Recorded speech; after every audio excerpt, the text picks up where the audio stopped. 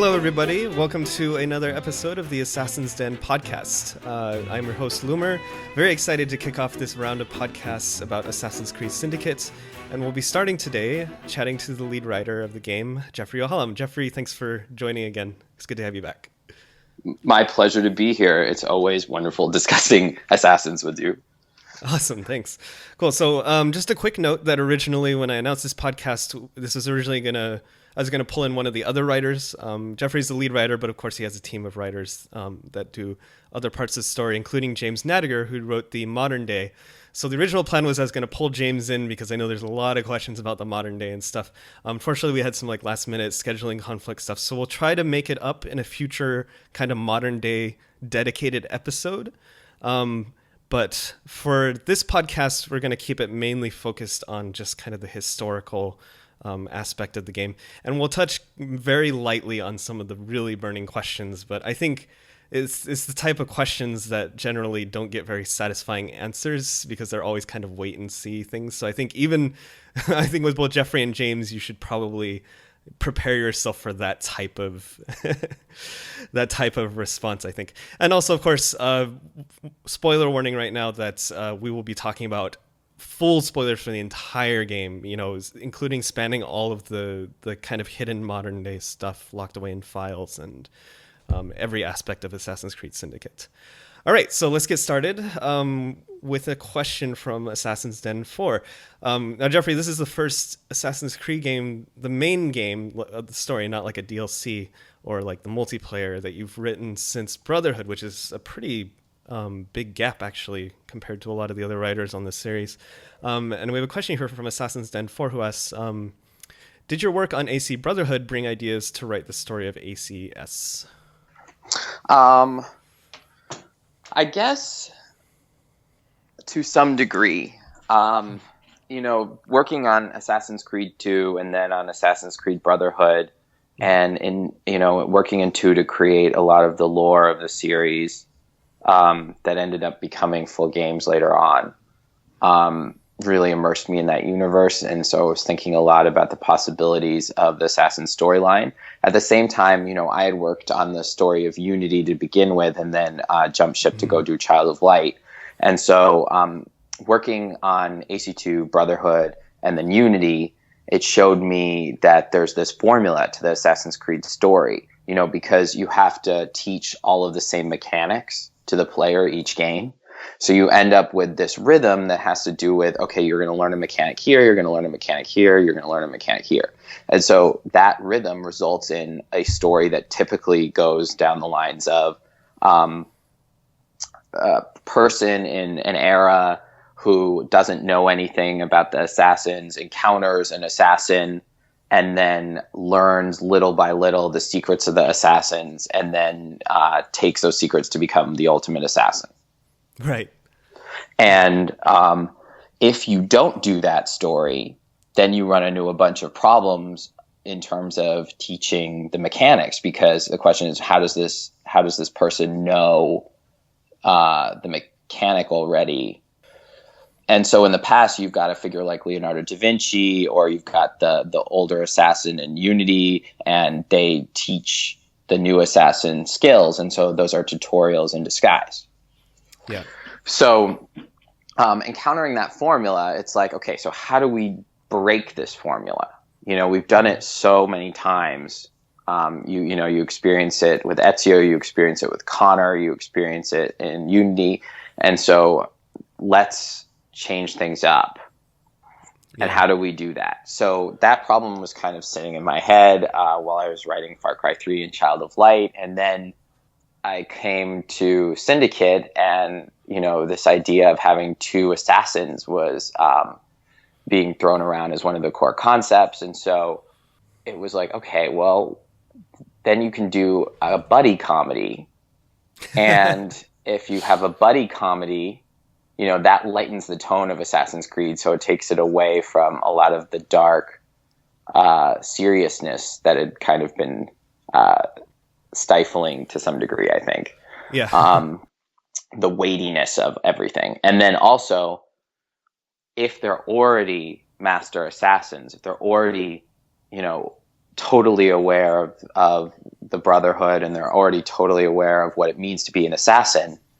Then what if it's about coming to a new city for the first time, which was something that had happened in Brotherhood, where Ezio comes to Rome for the first time. But, AC2, you get the tutorial, you get him discovering what being an assassin is. So, it's a 2-part or, 3-part Revelation story. And so by the time he comes to Rome, the players had already played through him learning to be an assassin. So we didn't need to quite do the same thing. And so in that case, he meets Machiavelli in Rome, and Machiavelli kind of talks him through some of the stuff going on in Rome. So in Syndicate, it was like, okay, well, we have these 2 assassins. What if they're raised in the suburbs, and then they've never been to London, and then they come to London for the first time, and it's the city that teaches them the mechanics. That they knew how to deal with the countryside, and they've been brought up to deal with the countryside as assassins. But now they're facing this huge city, and their tool set doesn't work the same way anymore. I think it works really well too, because like the suburban assassinations you do in the very beginning are basically the tutorial, and they're also like really simple assassinations compared to what they have to deal with in London. So I think that worked out really well. It's just a quick ramp up to the main part of it. Right, and that's like the story. So you play, okay, I'm going to play like these linear assassination missions that just passively teach you skills instead of having someone like Leonardo da Vinci actively teach you anything. Right. That you get to experiment in this small, safe environment, and you get to feel really powerful. Here are these master assassins at the top of their game in the suburbs, and then they go into Rome, and it's like, they go into London, and it's like, holy moly, the city's way, way more than they've ever dealt with before, and so there's all these new things to learn. Yeah. You go from a big fish in a small pond to finding out that there's more to it than just the little suburbs.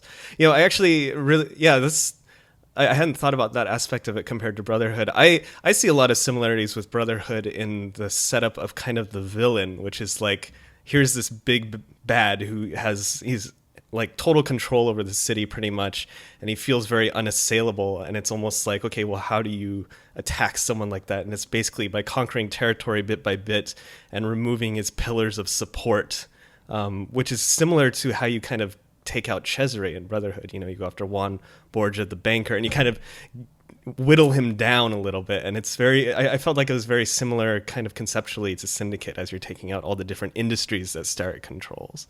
Yeah, to some degree. Although with Rome, it was like this rundown city and you're trying to fix it up. And so with Syndicate, it's the opposite, where there's this idea that you're breaking it down. That as Jacob, you are doing these things that you would think repair each district, and instead it breaks down the district, and then Evie has to come in and fix it. And at the beginning, we actually originally play tested. What we wanted was, like, you ruin the monetary system, everything becomes so expensive that no one can buy, that the player can't buy anything, and that can continue for the rest of the game. So like the transportation system would break down, so you couldn't fast travel anymore. You wouldn't be able to buy anything in the game because the inflation would cause it to become so expensive. There would be policemen everywhere. Oh my God, I love that idea. I mean, I can kind of understand why ultimately Ubisoft wouldn't want to put that in, but that's exactly it. So like Corey and I conceptually were like, we want to do this. This is what the story's about. Like, and the players can leave it till the end of the game. That no one would. You could play through. You could keep London totally broken. Yeah. But the only way to repair it would be to play as Evie and fix everything. Like as an optional, like, side mission type thing. But it wouldn't be optional because we wanted you to experience that because it was part of the, it was a big part of the story. So it would be that you could get to the final, you couldn't unlock the final sequence until you repaired London. Got it. Okay. But, it would challenge hardcore players to be like, I played London with it totally broken all the way through and then only fixed it at the end. Oh my God, that would have been amazing. Yeah, you make a very good point about that, because that was, differentiating Rome and London in that sense, because, Rome, it's like, I'm going to buy everything in the city, like, and make everything nice and shiny and better. And then London, I really like the idea of a game that really shows it kind of makes an argument for the Templar point of view in a lot of ways. It's like, this is what cities need, like, is order and control to some degree. And like, I love that Jacob is just kind of like this, I don't know, he's really reckless, and he's like slightly he's kind of single-minded, and it really reminded me, I don't know, did you play God of War 3? Yes. Yeah, I love the God of War series, and I loved God of War 3. And like, one of the things I really loved about that game was, as you go through and you're killing all these gods, it basically just throws the world into ruin. You kill Helios, and like the sun goes out, and it's like, it's just eternal darkness everywhere. You kill Hades, and of course that releases the souls of the underworld. And Kratos just like does not give any fucks. Like, he is just so single-mindedly like, I have my path to revenge, and I don't care if the whole world comes down with me. And like, it's not quite the same thing for Jacob, but I really love, I felt, I just kind of love that storyline. And I thought it was really cool to see that kind of like an Assassin's Creed game. Well, it's exactly right. I mean, it's like, it's interesting that you bring up God of War 3, because we talked about that in terms of rage, but indirectly, because of that wonderful ending scene with the head and punching the head. But so the idea was, we have the internet now, of course. Okay. And so a 13-year-old or a 14-year-old can go online and can, wreck the federal treasury. Or can go get someone arrested in another country, or, there are all these incredibly powerful tools that can be used in this virtual world. It doesn't feel like the real world. You go onto the Treasury website, you mess with a bunch of stuff. It's not affecting your life at all.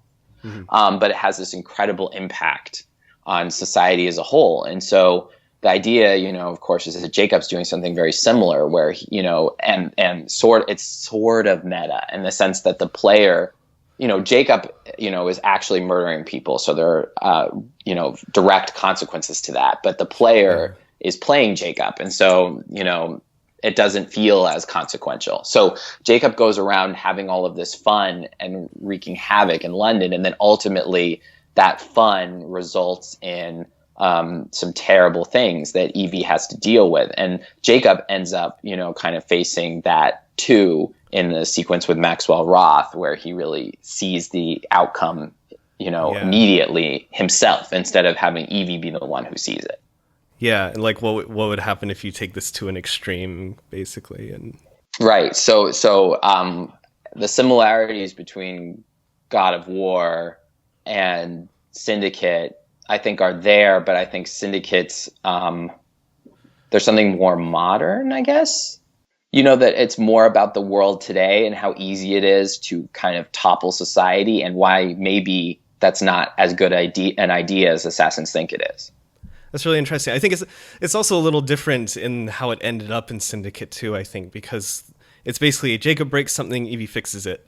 And like, it kind of follows that pattern of stuff, where it sounds like your original plan, and kind of what happens in God of War, is like things just stack on each other, or you can let them stack, at least for your original plan for Syndicate. So it's not, so that like the cumulative effect is a lot more just, I guess, weighty, because every time Jacob breaks something, everything else has already been more or less fixed, and you never even see the repercussions from a gameplay perspective, I guess, right? Right. So it's just, again, like, I wish we could like re-edit games, and release them kind of as an indie, the indie version of Assassin's Creed Syndicate. Yeah. And I don't even think it's that indie. I think there would have been like a Bethesda would have done it. Yeah. But it's because, I mean, it's up to the player. The player can fix it whenever the player wants. Yeah, Bethesda's like, oh, you shot your quest giver in the head. That's too bad. Now he's dead. Right. So I think that kind of tinkering, the game is built perfectly for that. And so, I mean, you get the same emotional impact from this game, I think, but you don't get it from a gameplay perspective, which to me is what's really interesting as a interactive writer. Yeah.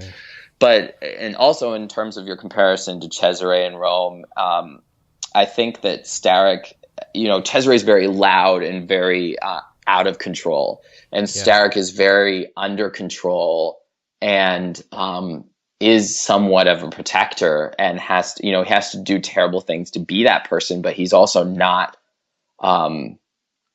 It's not as clearly deranged as Cesare, in my opinion. Yeah, you can definitely see what he's trying to do, and he actually shows some empathy towards the people that he cares about, especially Pearl. I mean, Cesare is fine with killing his own family if need be. He doesn't seem to care much for anyone, I think. I really loved Starrick. I thought he was greatly written, really well portrayed by, I think it was Chris Holden Reed. Is that his name? So we had a question from Multiverse Video Game who asked, what was it like creating the most badass Assassin's Creed villain, which is Crawford Starrick? I had such a good time writing Starrick. That was all me. I wrote. That was also an interesting process because he wasn't directly seen in the game at all until the end, and then the creative director Mark Alexi sort of came. I don't remember exactly how it happened. It may have been Corey and Mark Alexi or just Mark Alexi, but they said, "Oh, it'd be really nice if we could have some scenes with him now." Because of course the Animus, interacting through Abstergo, we can see other people's memories right now. So it's not entirely from Jacob and Evie's perspective. So that gives us an opportunity to have Starrick reacting to the things that Jacob and Evie are doing in the city. So, for each sequence, it was like, let's show Starrick's reactions. And so I took about a week to write up these monologues, and then the budget. So I wrote up a series of monologues for him, and then the budget got a little bigger. So then there could be other people and pianos and things going on in those scenes. So then I rewrote them to be a little bigger, and it was really fun to write again because I actually think so. The one scene you kind of touched on it. I think the best moment with Starrick is there's this overheard conversation between Starrick and Pearl when you're coming across the docks right before the black box assassination mission. Yep. And unfortunately, the part that you hear first is the logistics of the next mission. But then if you stay and listen and you don't interrupt the conversation, it goes to this really wonderful exchange where Pearl gets upset at Starrick, and Starrick expresses sadness that whenever they fight, it ends up in this place. And that part was written by the Sequence 5 writer, Jared. And he did a wonderful job really getting at the heart of Starrick at that moment. So building him from there in the monologues was just such a pleasure. And then, as you said, the actor's performance, every time a line would seem to be more upset, he would get calmer instead. I like that. It was a very nice change from Cesare's, kind of unhinged aspect, and just have someone, and you can see him kind of start to crack at the end, and it's just wonderful to know that you're finally getting at this guy who seems to be kind of uncrackable. You know what I mean? There's like a lot of satisfaction in seeing a character like that. Did you have any inspiration from any other characters in fiction or nonfiction for Starrick? I'm trying to think, if he came from somewhere. Yeah. I mean, with villains, I always have this strange fixation on Daniel Day-Lewis. And it's kind of the votive image of Mary or something above my bed, or that I pray to. I'm praying to Daniel Day-Lewis in my head. I can't get him out. It's I have to write this villain. There's Daniel Day-Lewis hovering over this scene. What would Daniel Day-Lewis do? And so that kind of has guided me pretty well. I can't shake it. It's not even that the characters are inspired by Daniel Day-Lewis. It's just that somehow his aura is present. Yeah. Or just the fact that he's so... I could see it in the sense that, when Daniel Day-Lewis is on the screen for, anything, like Gangs in New York, There Will Be Blood, those kind of movies where he's kind of a more villainous role. Like whenever he's talking, like his presence on the screen is just, you were just paying attention to nothing else. It's very commanding. Yeah, that's right. That he draws your energy in. Yeah, exactly. That's a good way of describing it. And I get that same feeling from Starrick in the game. And, also the mustache. But, like, his fabulous mustache. But, yeah, I could totally see that.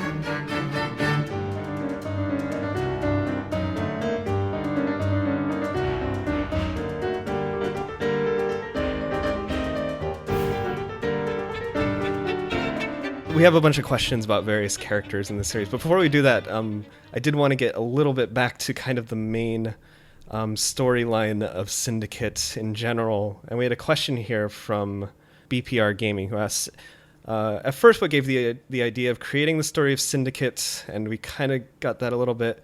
And are there any parts of Syndicate storyline that got cut out that you wish didn't? He says including the modern day as well. And we talked a little bit about the gameplay aspect of Jacob's actions being cut out, but any other things that were cut out either from historical or present day that you wish didn't? I mean, there was this cool idea to have this kind of escape gameplay in the present that would have been really fun. Yeah, it all kind of comes back to gameplay. Yeah, I'm sorry, did you just say present-day gameplay? My ears kind of twitched a little. I mean, what we wanted and what the production was able to deliver, obviously there's a gap. Yeah. And it's just like, saying I want, this building to be constructed out of this kind of marble, and then, the contractor says we can do a marble that's sort of like it, but not as lustrous or something. I see. I don't want to, it's tough to talk about these things because, anyone can have an idea of what would have been really cool. Sure. To do. And then what ends up happening is, to the fullest extent of the abilities of the people who make the game. So it's not that there's someone sitting in a corner who wanted to play, Pac-Man the whole day. And so that person's like, well, there's not going to be any present day gameplay, so I can play Pac-Man. Because in that case, then it's like we have every right to be angry about it. But it's literally that, the game has a certain amount of time to be produced. Mm-hmm. And some sacrifices have to be made. And that's why it's hard, because everyone involved really wanted there to be more gameplay in different sections. And if we had done that, we would have had to cut stuff out of the past. And so when you say an escape sequence, is that an escape that makes sense in the story that's presented in the modern day? Yes. So that's what I mean. That's why I'm saying it's just gameplay. That the story that was presented recounts some things that you could have played. I see. Yeah. So it's basically like, we want to tell this story with this game plan. They're like, well, we can tell the story. We can make some videos. Exactly. Well, and the fragments that you find in the past, I think, are incredibly well written. And James did a great job with that. And yeah, for me, that's equally good gameplay to having gameplay in the present. Yeah, I was really, it's tough. I mean, the main, Unity's modern day was really upsetting to a lot of fans for two reasons. One being that it was completely non-interactive, unless you count the button press saying, I want to be an assassin, like interactive. And then the other thing is that, quote unquote, nothing happens, which isn't like 100% true, but you can see where that comes from.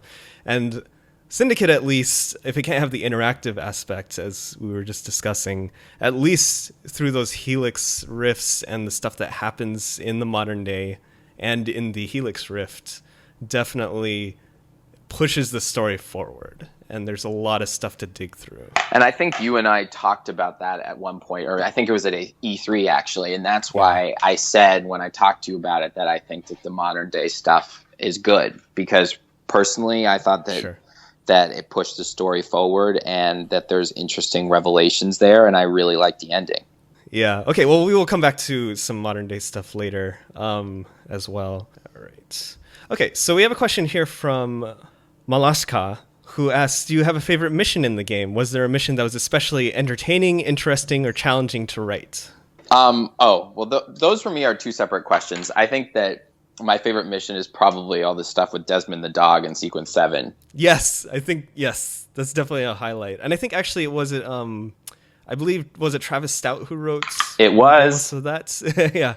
Yeah, Travis, getting everyone on board with the comic tone of the game took some work, obviously, because all of the writers I worked with had been veteran Assassin's writers.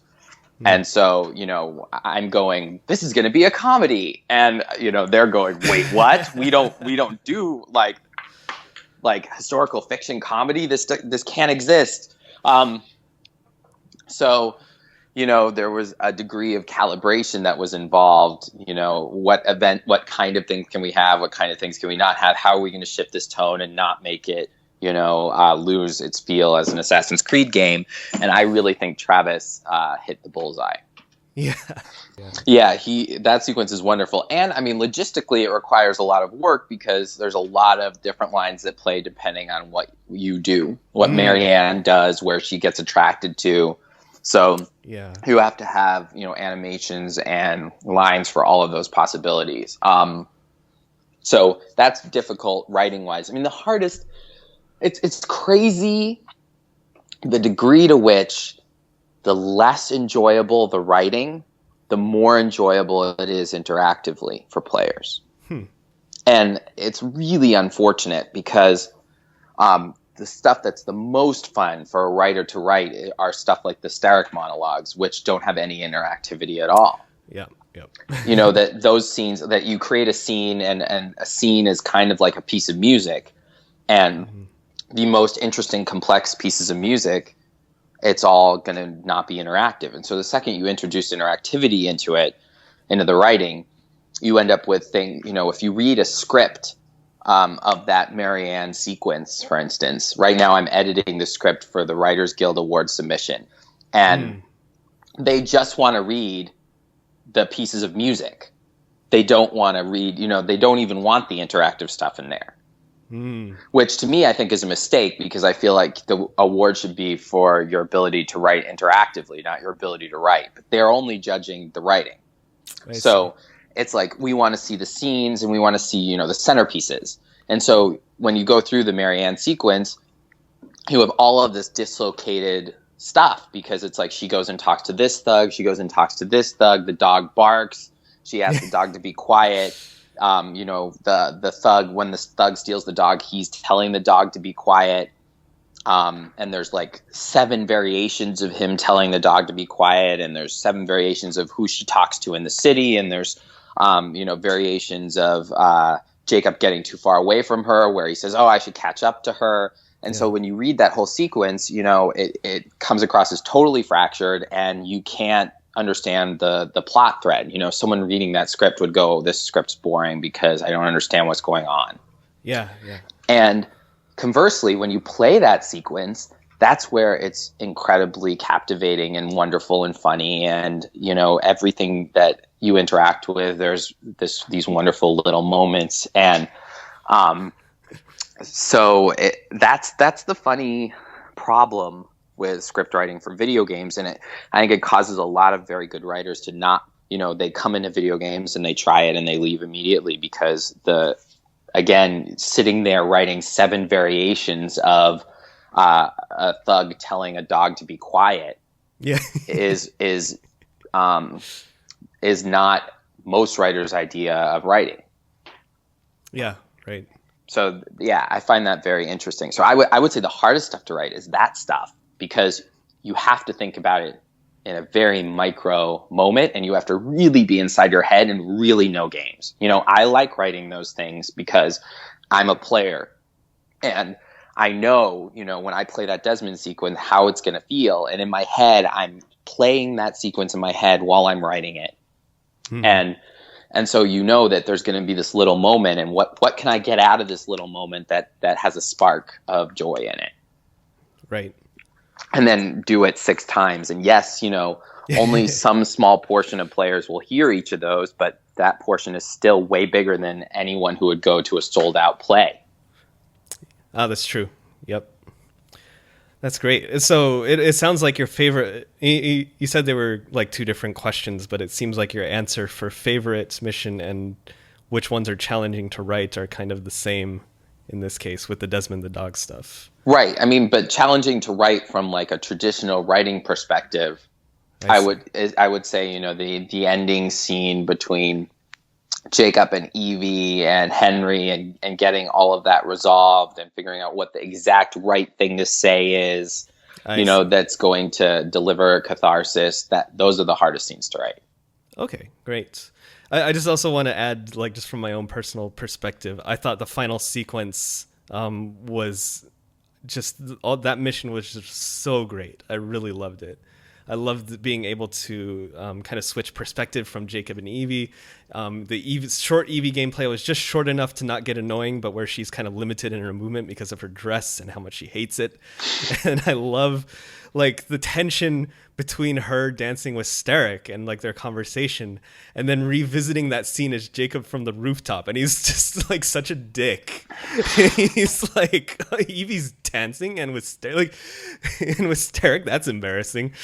Like, it's just such a great moment. Oh, I love that whole sequence. Well, that was very exciting to write because that's an example of the gameplay being exactly what we wanted. Although I know that the final boss fight has pissed some people off. Yeah. but conceptually, sure, that it's a dual character boss fight is exactly what needed to happen. That the whole game, Jacob and Evie are getting further apart from each other, and so you're playing one or you're playing the other, and there's this huge disconnect between them emotionally, and then that sequence is about the repairing of that disconnect and ends with them working together, and you play it. Yes.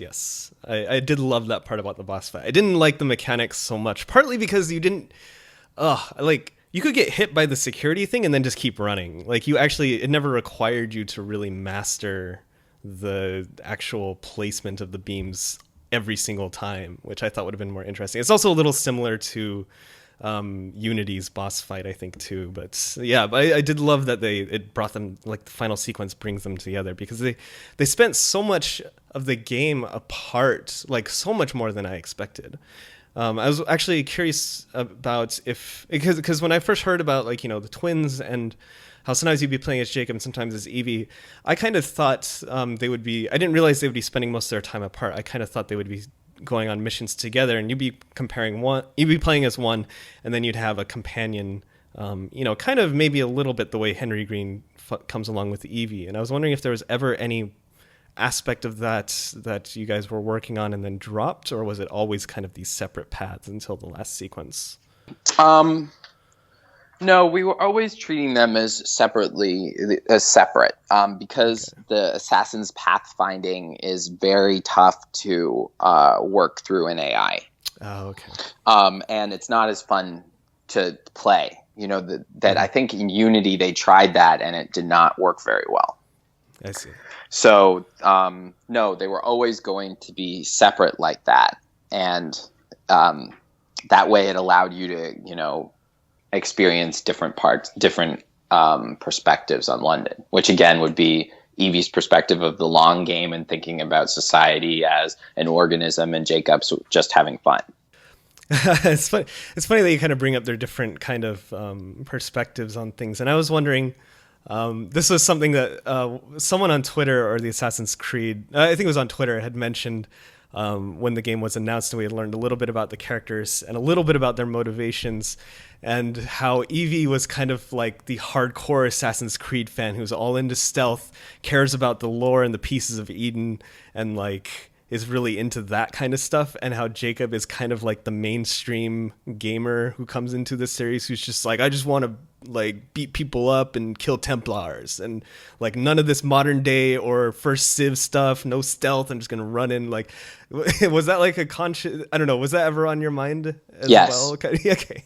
I mean, when I said earlier that the story's a little bit meta, that's what I mean. That yes. Okay. Again, because it's an interactive piece of fiction, the player is implicated in that piece of fiction. And so who the players are, because we have two assassins, it's this great opportunity to talk about two different styles and approaches to life and games. Sure. Yep. So, I mean, I'd say some aspects of what you said were not there, but the aspect of the stealth, serious, thinking player versus the run and gun player were totally there. I think I get the impression like everybody loves Evie pretty much, and they've loved her since she was announced. She's almost like written to be the kind of character that the AC fans will just fall in love with because of how much she cares about like the lore and everything, and how she's she's more of like a thinking person than Jacob is. I actually ended up really loving Jacob too. I think he'd be one of the strongest. I think it's a shame actually that he's almost kind of overshadowed because Evie's such a good character. I think in any other game he'd probably be one of the strongest protagonists of the game, and I really, really loved the dialogue between them. It was the perfect mix of like playful and then a little harsh at some points, and just it made me want a twin sister a lot. I think. And I was wondering how you approach the dialogue for between them, how you what was your inspiration for that? Whether it was sorry, I don't actually know if you have siblings or not. So I do. I have a little sister. Little sister, okay. Or so either with her or any friends you know or anything. I was curious. Well, the biggest challenge, I would say, I guess this comes back to the earlier question too. Overall, the biggest challenge in terms of writing was to create two incredibly likable characters that were having a fight. Right. And so to do that, again, it's like looking at the genre. I started with the two characters from 22 Jump Street. Okay. So, those movies are so good. So Jacob is Channing Tatum. Okay. And Evie's the Jonah Hill, being like, "What the fuck?" Exactly, and so it's like, okay, so that's the kind of repartee that needs to go on between them, and then I pulled on my experience with my sister because we would have these incredible fights growing up. I was much more like Jacob, and she was much more calculating, would always best me at the end. And my best friend Emily, who's kind of like my twin sister, similar. She was an Olympic skier and incredibly witty, and would always kick my ass at backgammon. And she, bike rides across, all of South America and all this crazy stuff, whereas I was at home playing video games. So, she was the one out there being incredibly competitive, and put a lot of pressure on her body. So actually there's some of her in Jacob too. Okay. So it's kind of a blend of all of those things, but I just remember I wrote the first scene, and it was over Christmas break of last year. I wrote the first scene, and I wrote "Have fun, don't die," and I sent it to Corey, and he just wrote "yes" in all capital letters with like 15 exclamation points.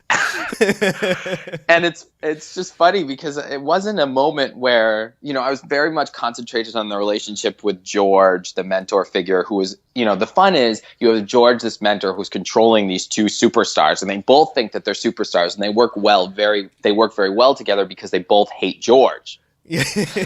And so the second George is removed, when they arrive in London, that's when they start to realize that they both are alphas, and they both can't let each other, they can't work together. And so I was concentrating on all of the dynamics between them and George, and kind of setting all of that up. And the "have fun, don't die" moment was just like, of course it should be this. And then that's the moment that really resonated with everyone. So as a writer, it's surprising sometimes when you hit something really good. It doesn't feel like I worked on that for 20 hours and I came out with it. Yeah, right. Yeah, the scene I was talking about earlier, which is where Evie is dancing with Starrick, and then later on you see that from Jacob's perspective, and he just laughs, and he's such a dick about it, and he says, Evie's, like, it's a two-part, right? He's like, Evie's dancing, and with Starrick, how embarrassing. And it's just, I love that line for a lot of reasons. One is because it captures like that playful, like kind of almost, I don't know if it's like you would call it rivalry, but you know, kind of like teasing. And it reflects kind of their bristly relationship at the moment too. But it's also, I really love the fact that to me, it kind of captures this idea that he's also not worried about her. Like, because you know that deep down he cares for Evie. And if she were actually in danger, he would be like, uh-oh. He's not saying, oh God, she's dancing with Starrick, I better make sure she's going to be okay or anything. He's just like, that's hilarious. She'll be fine. And like, just goes on his way.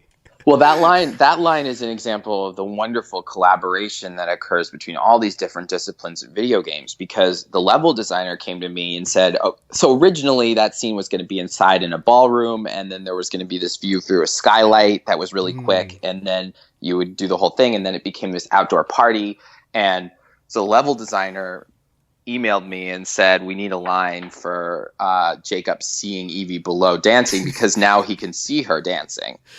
And so then I wrote something in. I don't remember exactly what it was, but then I went to the mocap shoot, and Paul, the actor who plays Jacob, transformed it into that line. Oh, that's perfect. So, and that was a situation where, you know, it's like, well, let's play around a little bit. Let's do a couple of other takes, one with the actual line, one with a couple other lines. And so that line was definitely the fun of collaboration. Oh, that's awesome. Is my perception true that Paul and Victoria are as amazing to work with as it seems like they must be? They were pretty wonderful. I mean, I am a big proponent, and I think maybe I'm biased, but I still think the results speak for themselves. But I'm a big proponent of writers working with the actors directly and fashioning a character out of the actor's experience, life experience, as well as the writers. Sure. And I grew up, you know, in theater school and reading plays, and my background's in theater. And so I'm very interested in that. And I mean, I think it holds water also because I know that Amy Hennig works very similarly, and she did, you know, Uncharted 2 and Uncharted 3 and Soul Reaver, which is like one of my favorite scripts ever. So, and she's, you know, the friendships that you have with the actors in that case, like you're really exploring each other's lives together to come up with, you know, what would the character say here? And I will say that Paul and Victoria have the same rivalry in real life. Yeah. Yes. And in fact, they're good friends before. They were good friends before, and Victoria sometimes babysits Paul's children. Oh. So, but they talk about like literally, like they are constantly trying to be the best, always. Yeah. They're very funny because Paul is very serious and passionate, and then Victoria is very like light touch and deflecting of his passion. So it's really wonderful that he'll be very passionate about something, then she'll look at you and kind of smile and wink, like, is it funny? And it's just like they are definitely like, you know, the odd couple. Oh, that's awesome. Yeah. That makes me so happy to hear. But, you know, you build these characters with them, and then, you know, I still talk to them all the time. So, you know, it very much is, I think that if you treat it just as a part, then you can't really give your soul to it in the same way. Yeah. And one thing I've noticed with them is that they have really embraced and like kind of immersed themselves in the Assassin's Creed community in a way that I haven't really seen, I don't think, from a lot of the other actors. I know, right? And I had been thinking, oh, this is like a brilliant, you know, I'm really excited to see that PR and marketing are giving actors their due in games and treating them as a PR, you know, asset to share with everybody. And then it turns out that it's not them at all. It's all Paul and Victoria. Yeah. You know, that this isn't in fact, they keep trying to stop. I mean, it's not that they try to stop it, but they're not putting any effort into it. Paul and Victoria are putting all of the effort into it. Yep. Yeah, and that's just so cool to me. So they're really passionate, and they love the game, and they love the community, and it's all, you know, legitimate. And I think they're trailblazing personally, because I think a lot of game companies are going to look at Paul and Victoria and think that it was a PR strategy, and they're going to try it. You know, because they're doing it the way that movies work. They're behaving exactly. It's like you get Scarlett Johansson out there talking about the latest movie that she's working on, and that becomes the driving force behind the marketing of that movie. And Paul and Victoria are marketing the game. Yeah, absolutely. And I'm really happy that Ubisoft has evolved a lot in the recent years in that aspect as well. Whereas previously it's like we would just never really see or hear that much about a character. Maybe you get like a 1-minute clip in a making of somewhere and that's it. And now it's I really love that they're bringing them out before and after the game too.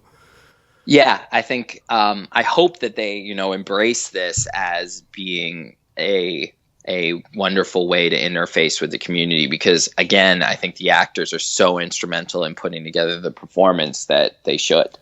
Yeah.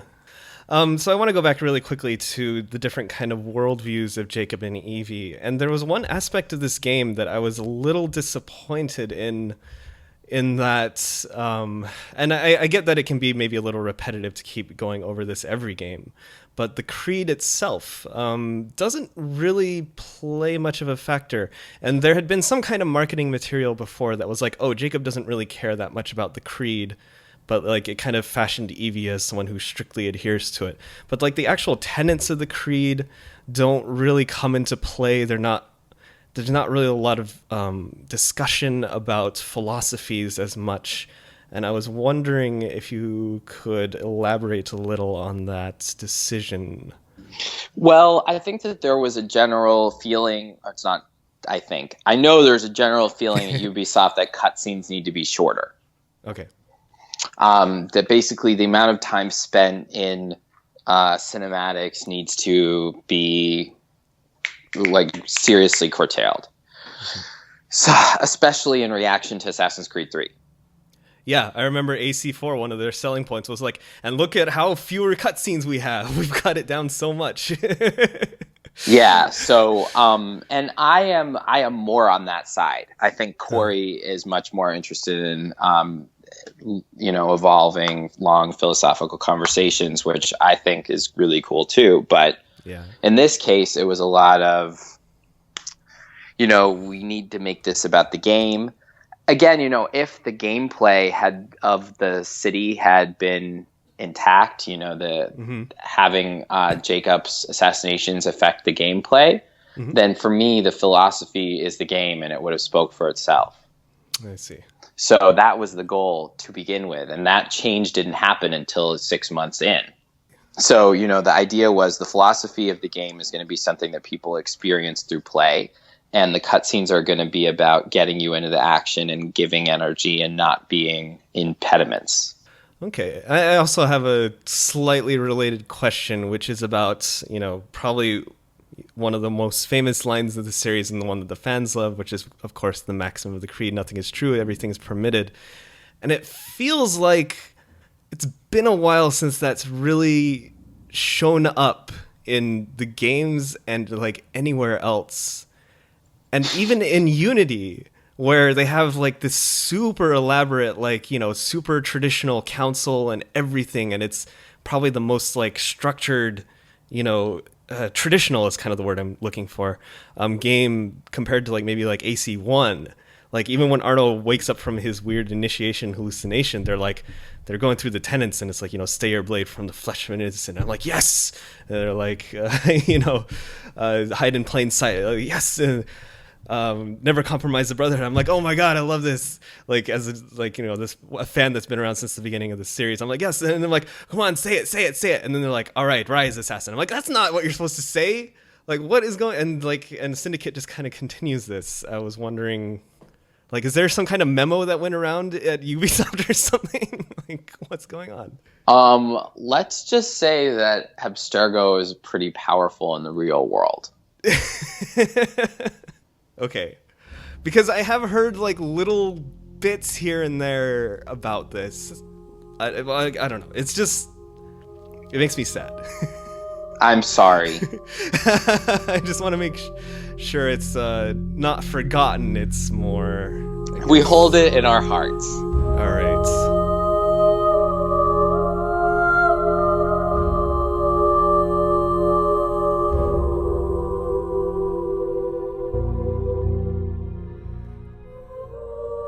So back to a little bit about the story of the game, and we talked a little bit about writing the end of the game and wrapping everything up. And we have another question here from Malashka, and this very much ties into the fact that this game is very, as you've been saying, very light, much lighter in tone than a lot of the previous games. And Malashka asks, were there ever any plans for either of the twins or Henry dying at the end? If there was, why was it changed? P.S. I'm very glad they all survived. There was never any plans for that ever. I don't think that was ever even discussed. I was just I was personally waiting for it to happen because it's almost like a tradition of the series, right? Like pretty much, and some games take it to more extremes than others, like AC4, but like, whether it's Elise, Yusuf, Thatch, like there's typically someone close to you that dies. And this is one of the happiest stories I think I've ever seen in an Assassin's Creed game. Well, there you go. I mean, basically, yeah. Like I told you, it's a buddy comedy, so you don't have someone die at the end. Okay. And in that same vein, we have, a little bit anyway, we have a question from Wesley, Alva's Games, who asks, can you tell us more about Evie's love relationship with Henry Green? I was sure that Evie was going to friend zone him, and when they kissed, I couldn't stop laughing. Well, over the course of the game, the thing that she has to overcome is that her father told her never to be in a relationship with another assassin. Oh, okay. Because her father was in a relationship with another assassin, and that assassin died in childbirth, giving birth to the twins, and, so he lost his partner, and he lost his love. I see. And so for him, that was too devastating. And so he told his children, basically never be in a relationship, and definitely never be in a relationship with an assassin, because if you lose that person, it's going to be too brutal for you.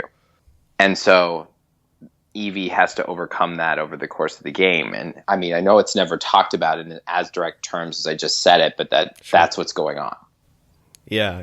Evie usually talks about it more in the sense of never let your feelings compromise the mission, which is not quite the same as don't date an assassin.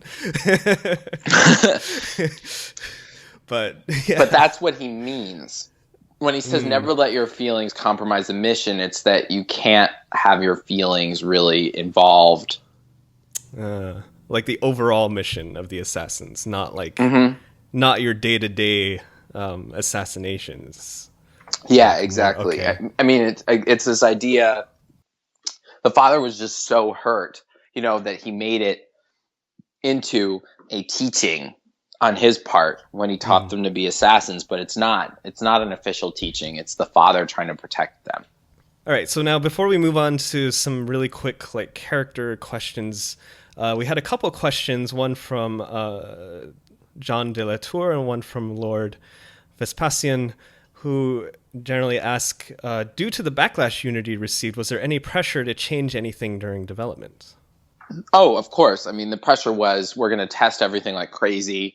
We're going to make sure that there's no, that the point is, we're really going to listen to the community. I mean, we always did with every game, but sure. In this case, it's like, we are going to make something that the community loves. We're going to make sure that nothing stands in the way of that.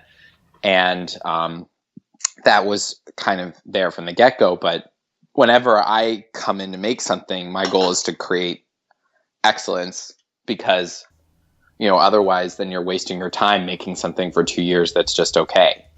Yeah, definitely. Ubisoft was really open too about the process, and they made a video about the play testing, gave examples of how it works. I thought that was really cool. Is there anything specific from the story on the story side that you were either pressured to change or did change after ACU came out? Nope. I mean, the wonderful thing, I will say, it's really unprecedentedly wonderful working with Ubisoft. They let you do the story you want to do. Okay. So I was never really pressured to change anything. And you didn't, and because you always approach things just I'm just going to make a good story no matter what, you didn't feel personally any pressure, I guess, from Unity's story or anything. No. And in fact, I know what I would have done. I know what the pitch was for the original Unity story, and this was a chance to actually go in the direction that I had wanted to go with Unity to begin with. Okay.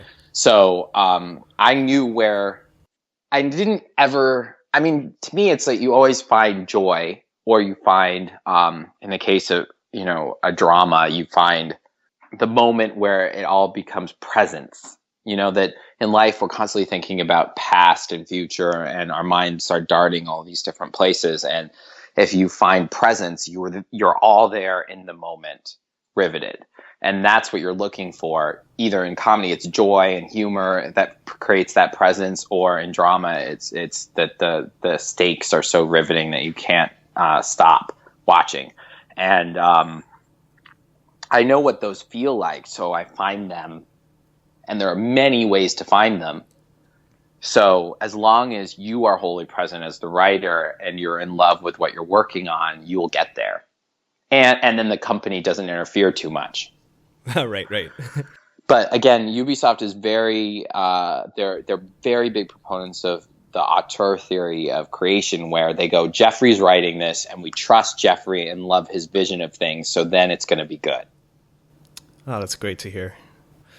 Awesome. Okay, great. So at this point, we'll move on to, there's a lot of great characters in the game, and we had we had kind of like a collection of questions around some of them I wanted to get to.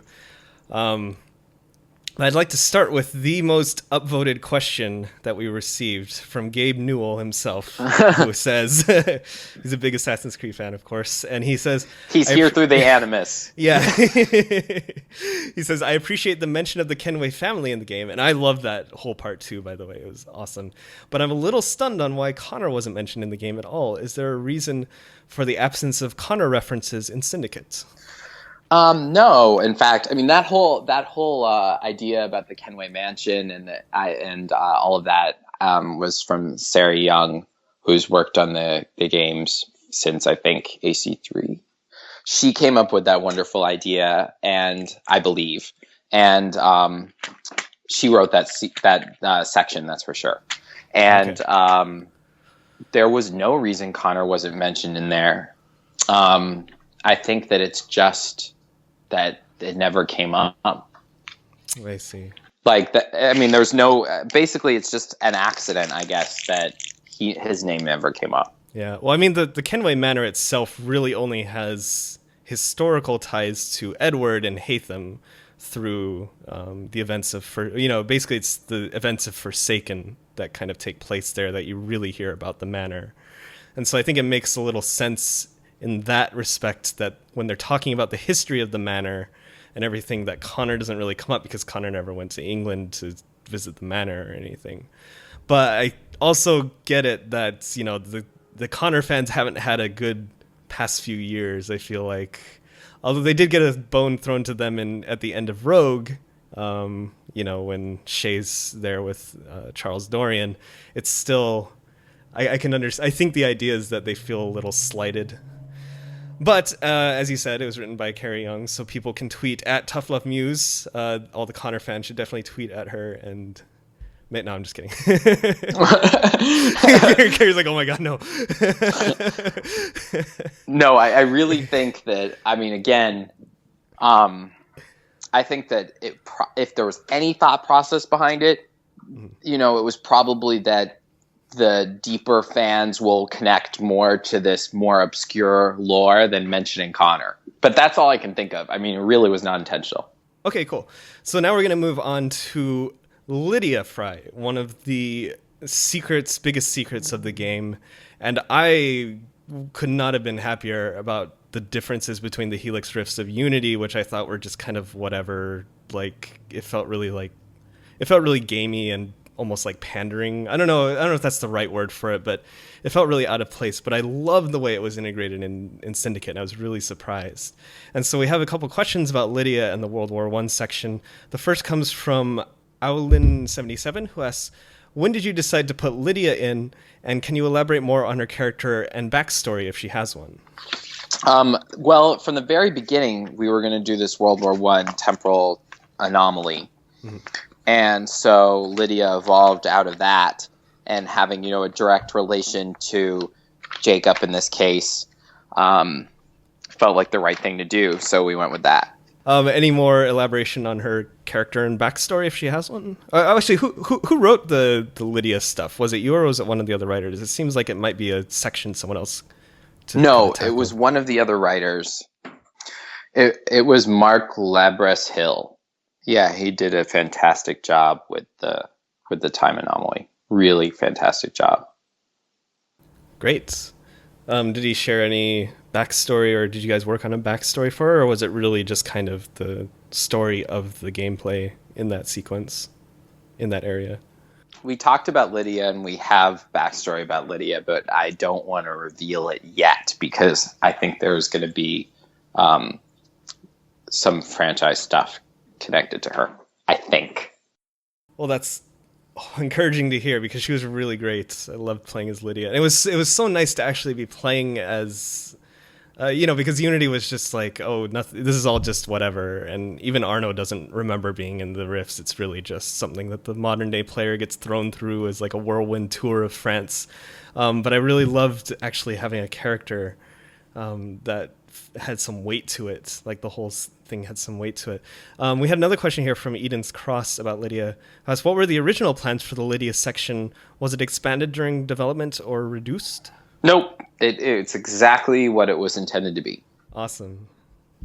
I just wish, the one thing I really wish would have happened with that is if it had actually been kept because I really applaud Ubisoft for not marketing it like the way they did the Helix Rifts in Unity, but at the same time it's like if you're going to go that route, I really wish they had gone all the way with it and not spoiled it in the DNA sequencer that you can go into and look at stats on the various things that you can do.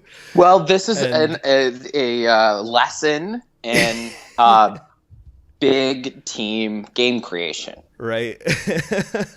That there are many different pieces of the game. And in the past, I've likened it to you patching holes in a boat while someone else is poking holes in the back of the boat.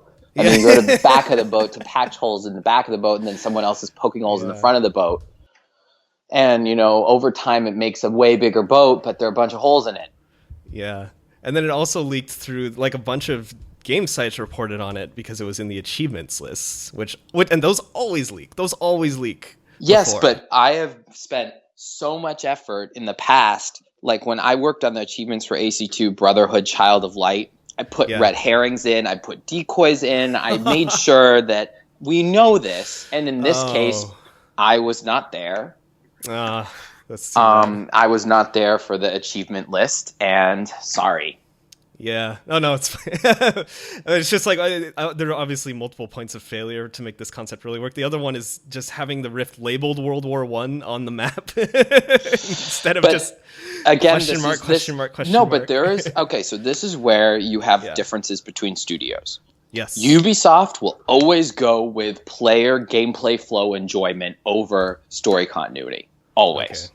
Whereas a company like Naughty Dog will intentionally make the gameplay not as good in order to make the narrative better.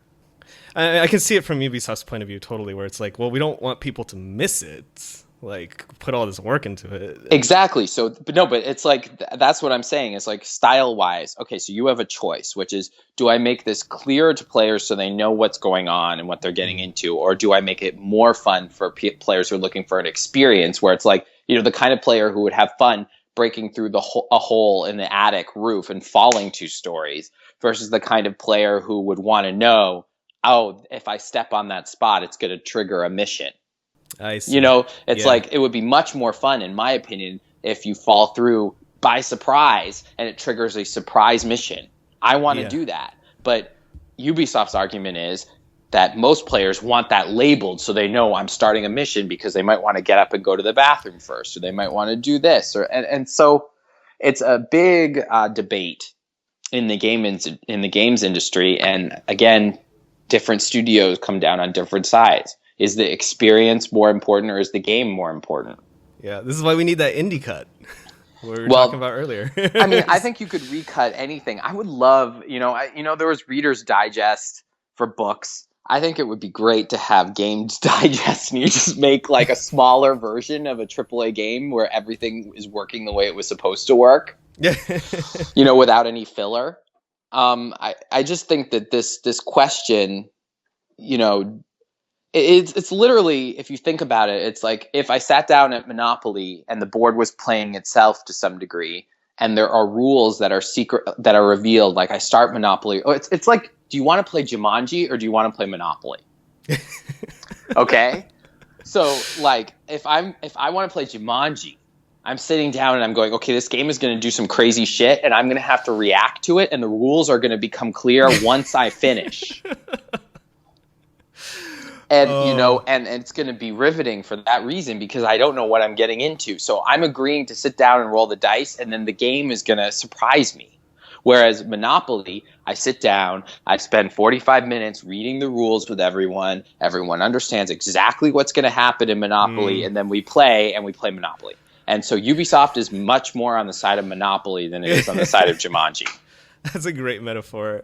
Now I just want Jumanji mode on the future AC games. Just a little checkbox. Well, but seriously, I mean, literally, I only want Jumanji. That's where my creative spirit lies. I am all entirely on the side of Jumanji because for me, that's a theater. You go into a play, you don't know what you're getting into. You go into a movie, you don't know what you're getting into, and you have things happen that surprise you and take you places you didn't expect to go. Mm-hmm. Like, are you the kind of person who wants, on your birthday, do you want to be surprised? Like someone, like your best friend shows up and is like, okay, I'm going to take you someplace for 8 hours. You're just going to experience it. Or do you want to be the kind of person who's like, okay, I'm leaving you a list. At 9 p.m. we're doing this. At 10 p.m. we're doing this. At 11 p.m. we're doing this. At 12 p.m. we're doing this. Yep. Well, you and I, this is why we both love the Stanley Parable and like save the date and all that, right? Exactly. It's like, take me on a ride. But the sad thing is, again, in mass media, there's this huge debate, which for me isn't a debate at all. But some people hate what we're talking about. So, yep, I could totally see that. Okay, well, hopefully, I don't know, maybe they'll drift a little more towards it. And hopefully they'll start catching some of these other mistakes too. I just reminded me of the time when they leaked Hatham being a Templar through the database entry for Dio in AC3, and that's like all I could think of when I heard people were getting spoiled about World War One through the like menu system. And it's just that quote that comes to mind is like, those who don't study history are doomed to repeat it, right? No, but I mean, it literally is, are you going to produce a game in the limited amount of time that we have to produce a game with the amount of people that we have or not? Yep. You know what I mean? Like, they know it. Yep. It's like, okay, are we going to take an extra month of development to iron out these problems in the experience? Or are we going to take that month of development to iron out the gameplay problems? Yep. More yearly release type. But it's not even, I mean, you can call it that, but it also would, sometimes it happens in 2 years, 3 years. Unity had like a 4-year development cycle. Yep. Oh, well, what I mean is like, not necessarily the length of the development cycle, but the fact that you can't really push it back. You know what I mean? Exactly. That's the more part that ties into the early release. But yeah. Okay, anyway, we can move on from this. It was still a very nice surprise because I was like, oh, great. Like, I was spoiled by the articles, but I was just like, okay, great. They're going to do a World War I Helix just like Unity. But I had no idea about Lydia or the fact that there would be actual missions or like that Juno would be involved with it. Like all of that was still a wonderful surprise. I loved that whole sequence. I was so happy with that. Oh, cool. Okay, sorry. So we'll move on from Lydia to actually a surprising number of questions about George Westhouse, who I didn't give a second thought after leaving for London, but apparently a lot of other people did.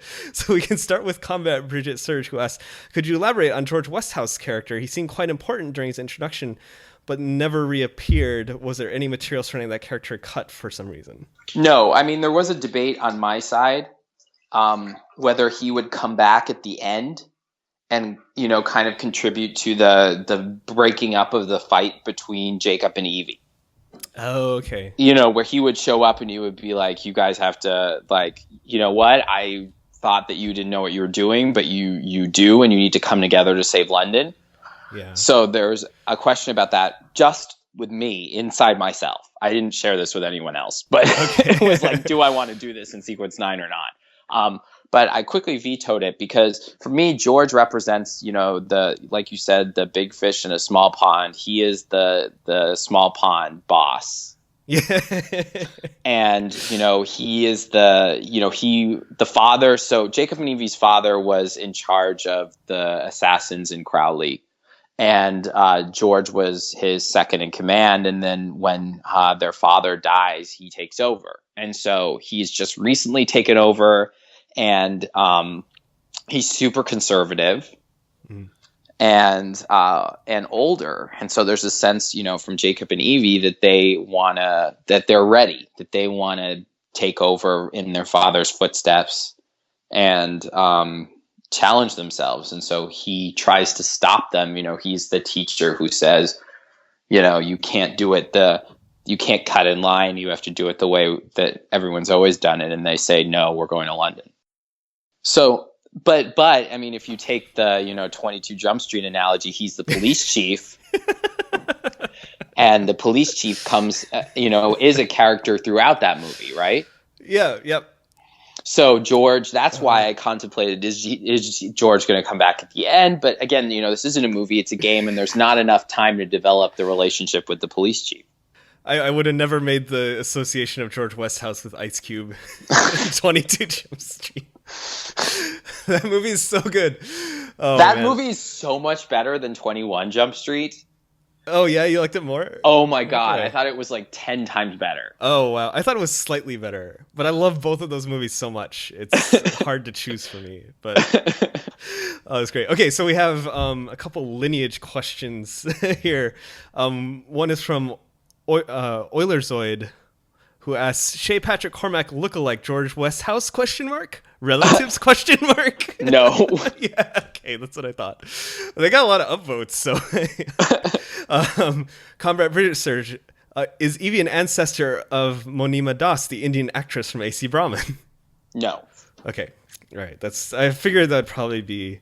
This is like when people were asking if, let's see, what was it? If Achilles was a descendant of Adewale. Basically, pretty much because they're just both black and from like the same time period, I guess. And Darby is basically like, we try not to do too many things like that because it makes the world too small. And I think that would apply very well here. I would argue more that it just makes everything tidy like a soap opera. There's the cheap, easy soap opera thing to do is make everyone related.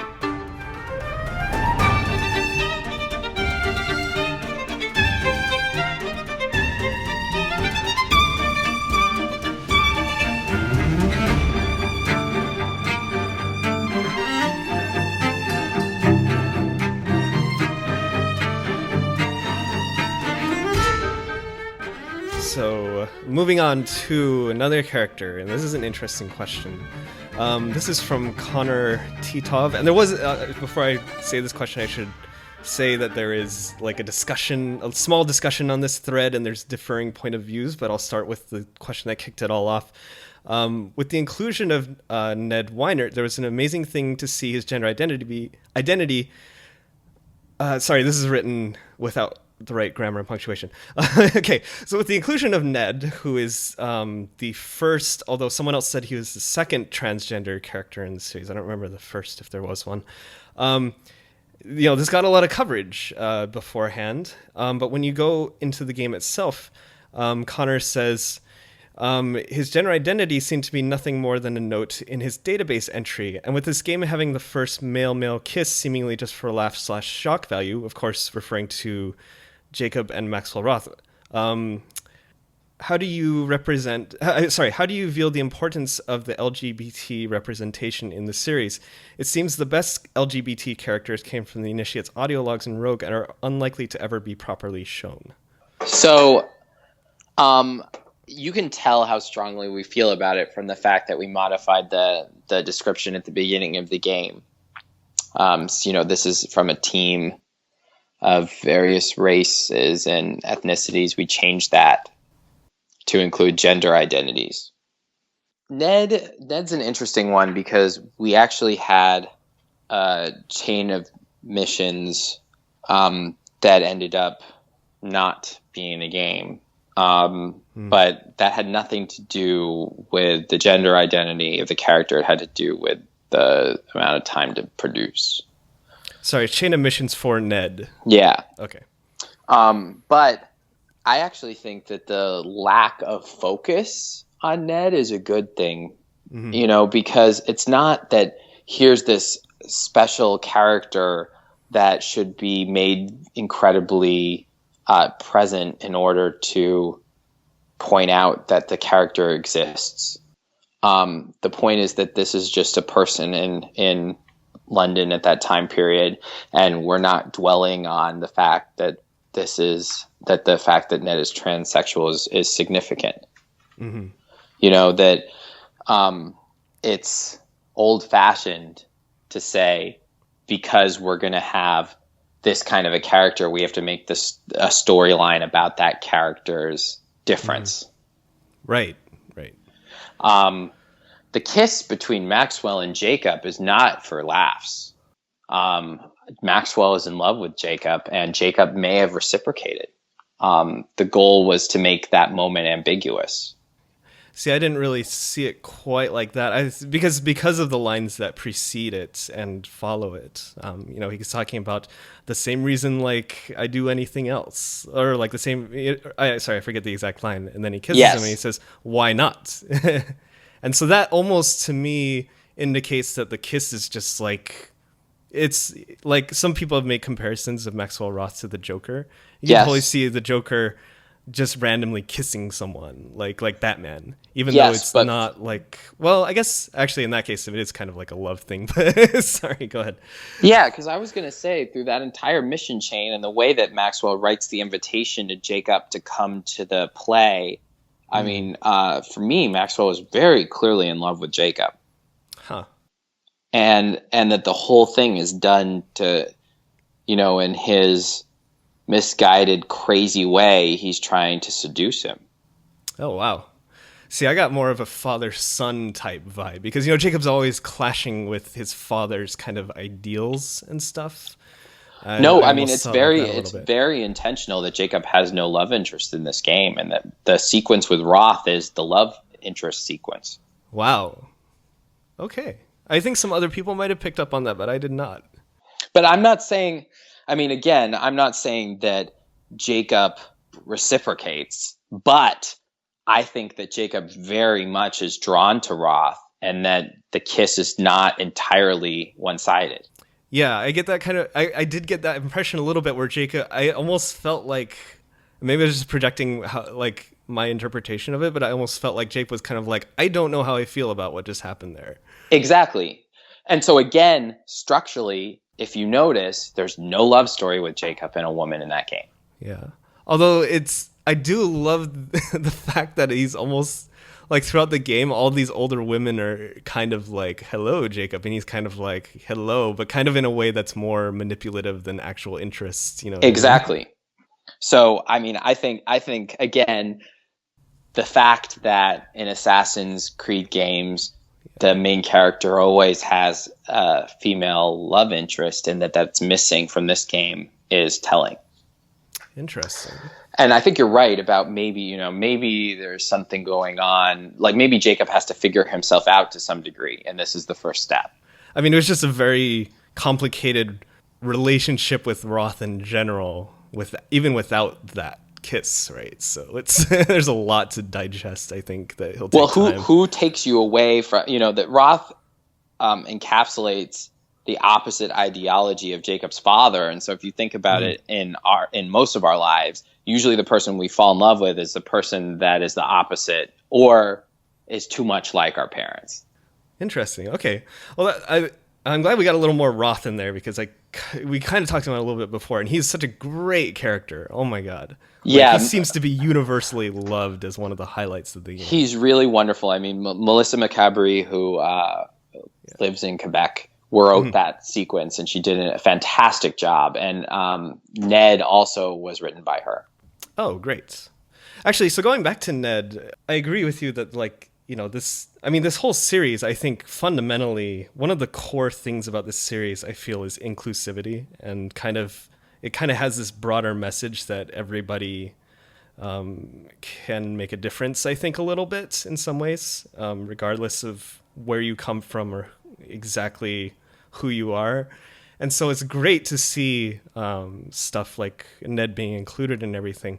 I did find it, though, because, there were a lot of articles, so I knew he was going to be in the game.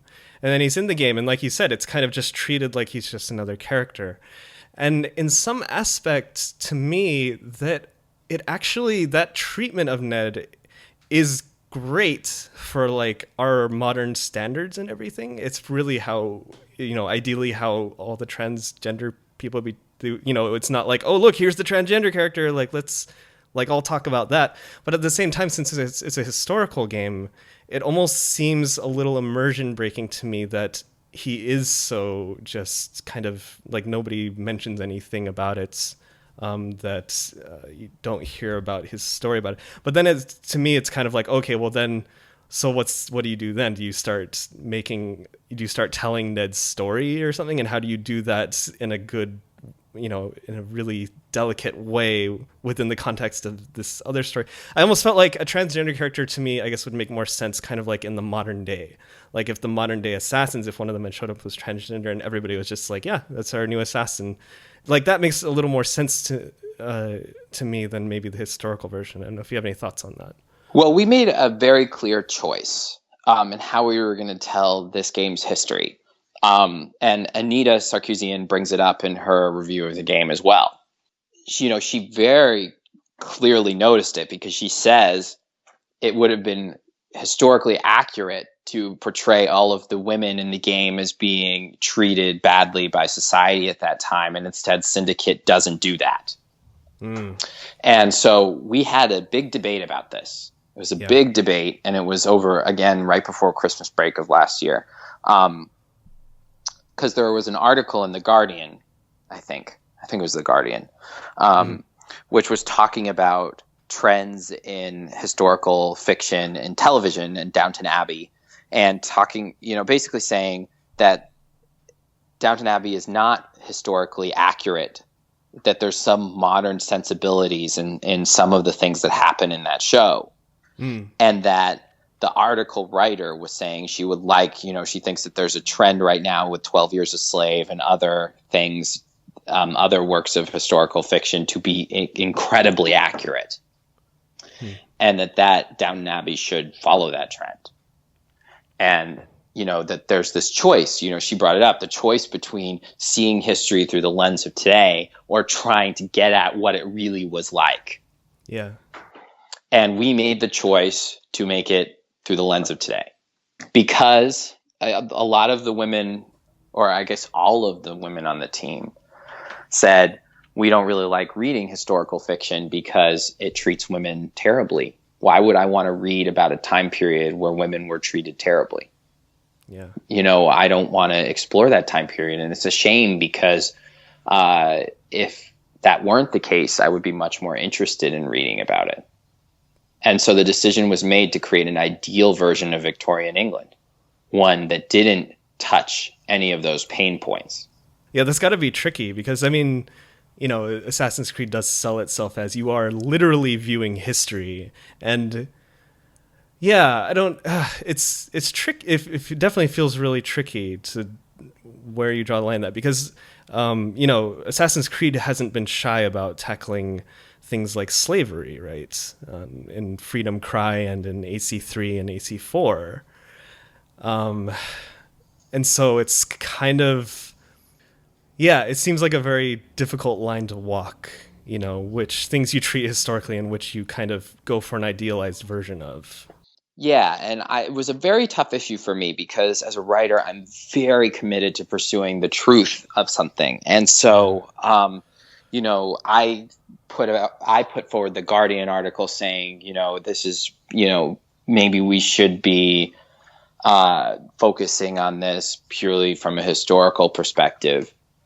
And if that's in the zeitgeist now, I think that's a good approach to things. And then we had a very long conversation about it with the team. And ultimately, the consensus was that the video game industry is full of negative portrayals of these issues.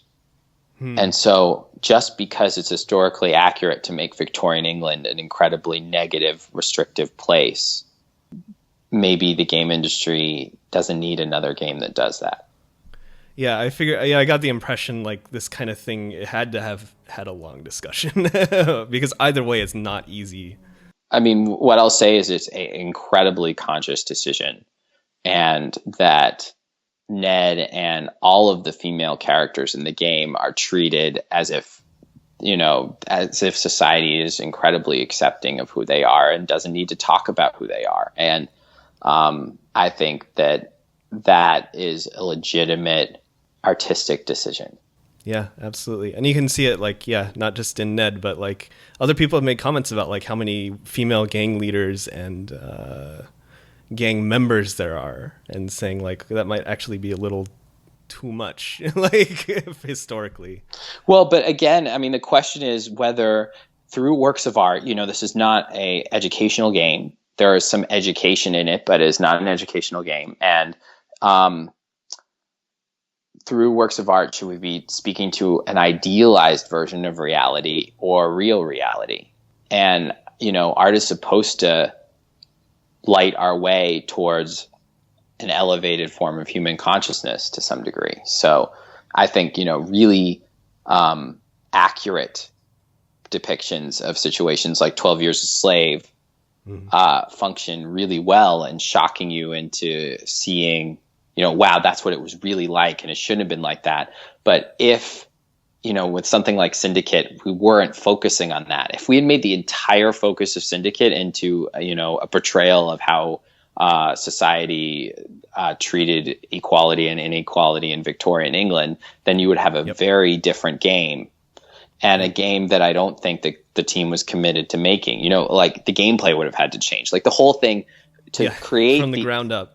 Right. Yeah. I mean, if you want to actually hit what 12 Years a Slave did, then the game has to be about that. And so we knew the game wasn't going to be about that. Yep. So at that point, I think it, rather than doing, a nice version, again, Ubisoft wanted people to enjoy spending time in Victorian England. So if you create an unenjoyable version, like basically there's no way to create an unenjoyable version of Victorian England. So at that point, we could put in all these references to these things, which just hurt people who are playing the game. Yeah, it's almost like might kind of trivialize it a little bit if you had it just as like these little things. It's almost like you got to go big or go home on these issues to really do it justice.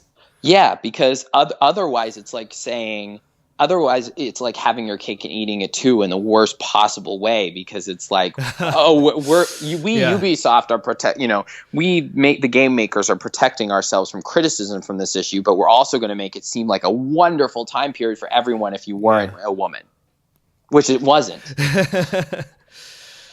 So yeah, that was the choice, and we made that choice, and I stand behind the choice, and I think it turned out really well.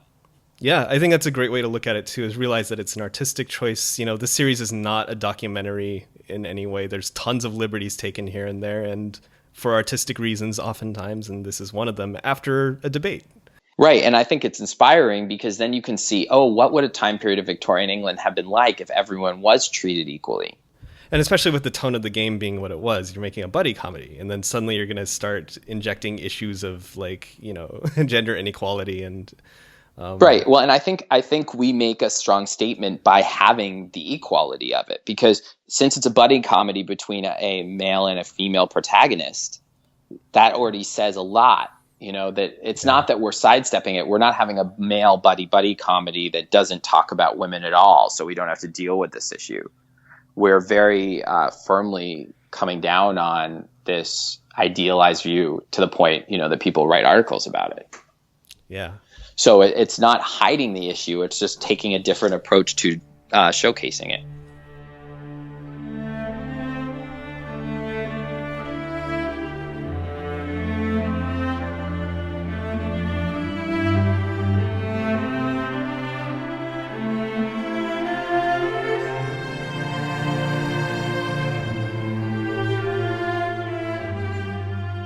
Moving on, totally switching gears. Switching over to some Easter eggs. So we have a question here from Peter Strafford, who asks, the Lantern of Saint Denis shows up in sequence 2 on Brewster's table, which I completely missed apparently. Any significance or just an Easter egg? Yes, it's a wink, obviously. Okay. But basically just an Easter egg. Yeah. Okay. Combat Bridget Surge asks, Lucy Thorne has a very small lip scar, quite similar to the scar of the assassin protagonists, like Altair, Ezio, Desmond. Is there a cool story behind that by chance? No, I would say, well, the cool story is, of course, again, this collaboration. So the art director decided he wanted her to have that, and then it became part of her character. So. Okay, great. So that's like the Easter egg portion. I want to touch really quickly, even though James isn't here, touch really quickly on the modern day. And one of the biggest, by far the biggest thing that's come out of the modern day is the infamous Reconstructed data number 10, in which you hear them talking about a 10-year-old sage who has paternal bloodline that includes basically Ezio and Connor, as well as a Wild West person, I guess. At which point, all of the like hardcore fans and everybody just like their jaws drop and they go, "Oh my god, Desmond has a half brother," or oh, sorry, my notes say son here. Actually, it says he has a son, but it's actually not really clear, right? It's just that it's the same paternal bloodline, I guess, right? And the reason I would like to hear your thoughts on this, even if it's just can't talk about it, is because you wrote the stuff that Clay says in Assassin's Creed Brotherhood. The lines that have haunted many an Assassin's Creed fan and probably some of the writers ever since about the son, your son. And Combat Bridget Surge brings up the point that in AC4, Darby McDevitt wrote something into one of the Desmond monologues, the recorded tapes that you can find, that explained the Desmond's son plot thread that had been introduced in Brotherhood as one of many alternate realities that Clay saw and transferred to Desmond upon his death. And then this is a question to James, but it says basically, why did you decide to introduce a real son of Desmond, assuming the little sage mentioned in Assassin Intel number 10 is Desmond's kid, into the plot after all? Well, I mean, my answer will be you're going to have to wait and see what we do with the series in the future. Yeah. Because there's a reason for all of the introductions of this stuff. So it's good that you caught that. I mean, it's not a trivial reference, but it's laying the groundwork for what's to come. So is it safe to say then that it is his son? We had a couple questions about that as well. Again, I can't comment further than what's in the game, because there's a very clear reason why we only shared what we shared. Ah, interesting. So that's why that's why it's tough to answer any of these questions, because in the case of the present, there's a very specific type of message that we're getting through, and so any further elaboration on it is cheating a future story. Right. And you and I have had this conversation in pretty much all our interviews about various things. So yeah, you don't want to give away the surprise, but okay, it's good to know. I don't know. Is this? It does seem a little weird though that it comes after, because I get the feeling Darby kind of wrote that into AC4 to kind of resolve that, because people kept asking about it, right? And it's almost like it almost feels like a kind of a trend lately where people, like maybe different writers, are picking up old things that kind of were resolved in some ways and kind of doing their own thing with it. And the other example I would give about this is the precursor box, which nobody gave any thought to after Embers besides what was in it, and now has suddenly been repurposed to not just be a simple box, but actually a precursor artifact that is never explained how Ezio picked it up, and there's more than one, and like you need to use it with and it's just like that. I cannot imagine that Darby had that in mind when he wrote Embers, right? Like that use of the box. And so I'm curious, like from your perspective, since I'm guessing this was mainly written by James, this aspect of it, or like what you think about, I guess what it's like when you see stuff that you wrote, 5 years ago, and, the concept of sages didn't even exist back then. How that's really, what it's like from your perspective on that, I guess. Stories evolve and grow and change with different writers and with again, the cultural zeitgeist, what people are looking for from their stories. And I think it's just like a plant, you know, that if it's healthy, it's going to be growing. And so the bad thing would be if it didn't.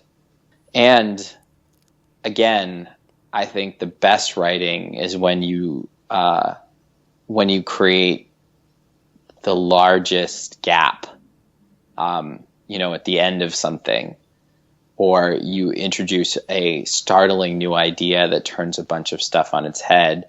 Then it's up to the writing team of the next game to fix it. And I think that that's what causes the story to grow. That the worst thing you can do is, you know, like designing it, you know, if you do a Scrabble board and you do the word down from the center star, and then no one can do anything in the upper part of the board, so there's just this like empty board, and then the whole bottom half of the board is totally filled with words, and no one can figure out how to get a word up to the upper part of the board.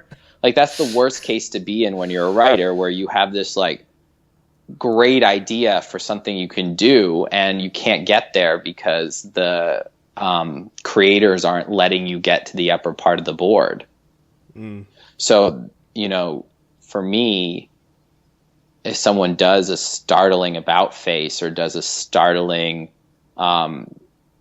change to something that it seemed to have been put to rest, I'm all for that. And, you know, I'm probably the enemy of brand teams, you know, because then they're like, but we want to control this, and we want it to be, you know, where there's only 3 things we're working on. We're working on the 3 teeny little words at the bottom of the Scrabble board, and we don't want to open up with this big 14-letter word to the top part where everyone can build off that word.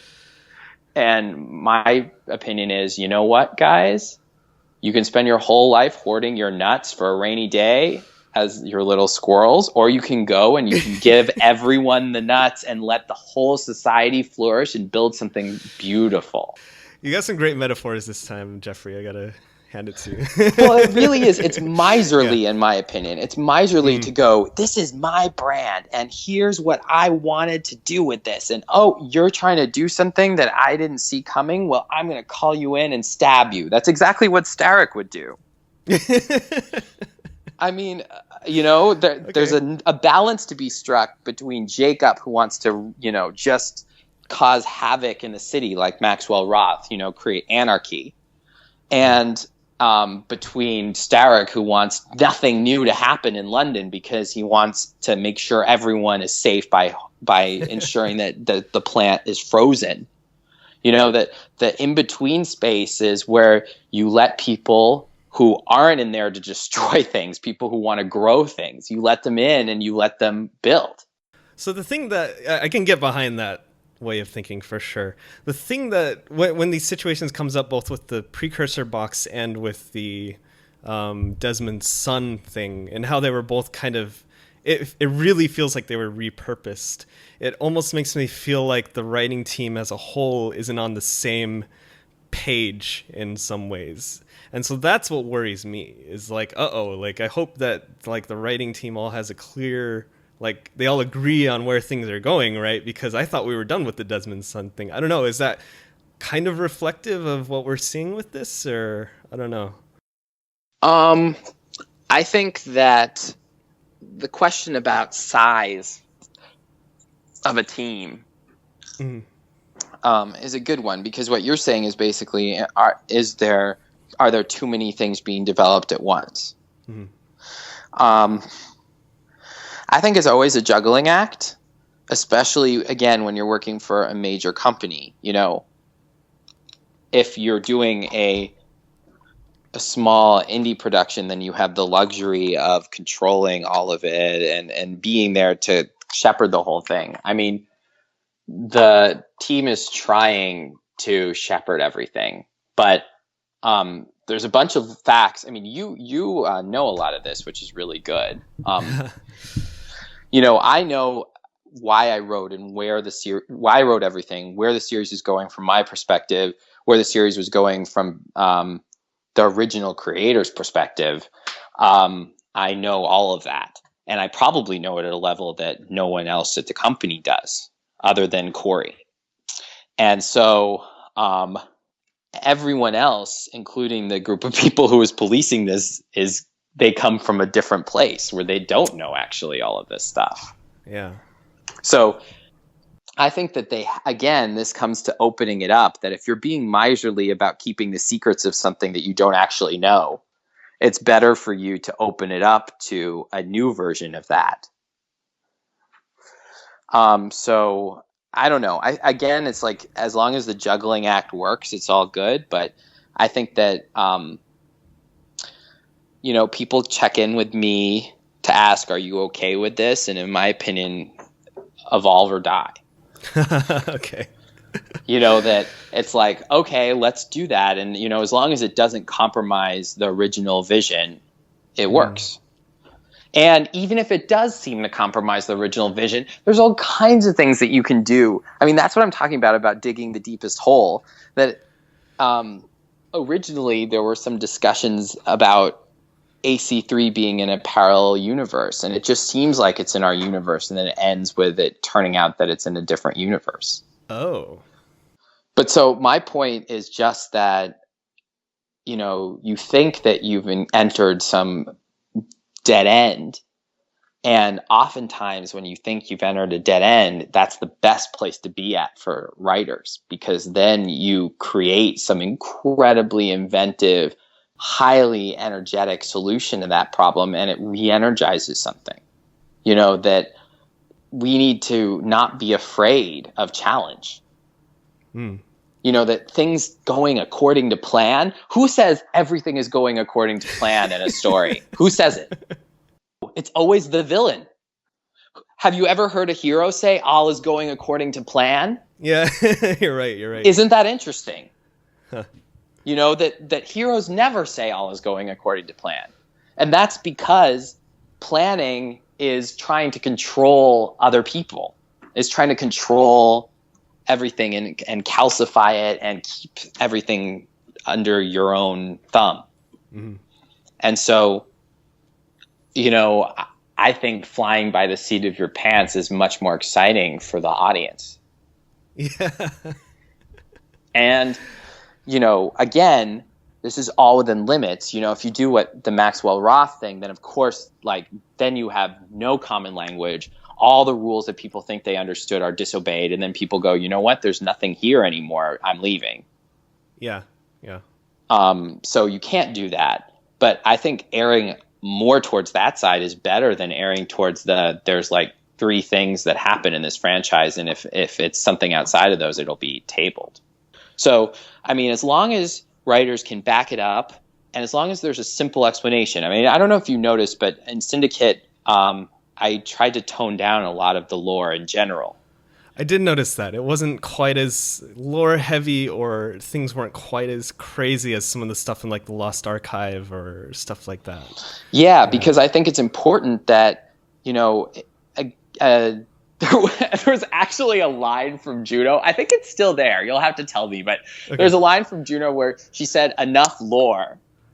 What? I don't remember that at all. No. Okay, so maybe that was cut again. Okay, so there was this final speech from Juno, and she says, "Enough lore, enough with lore." And originally, I had that, and then I had something much more angry, where she said, she basically, enough lore. Lore is fact with the absence of truth.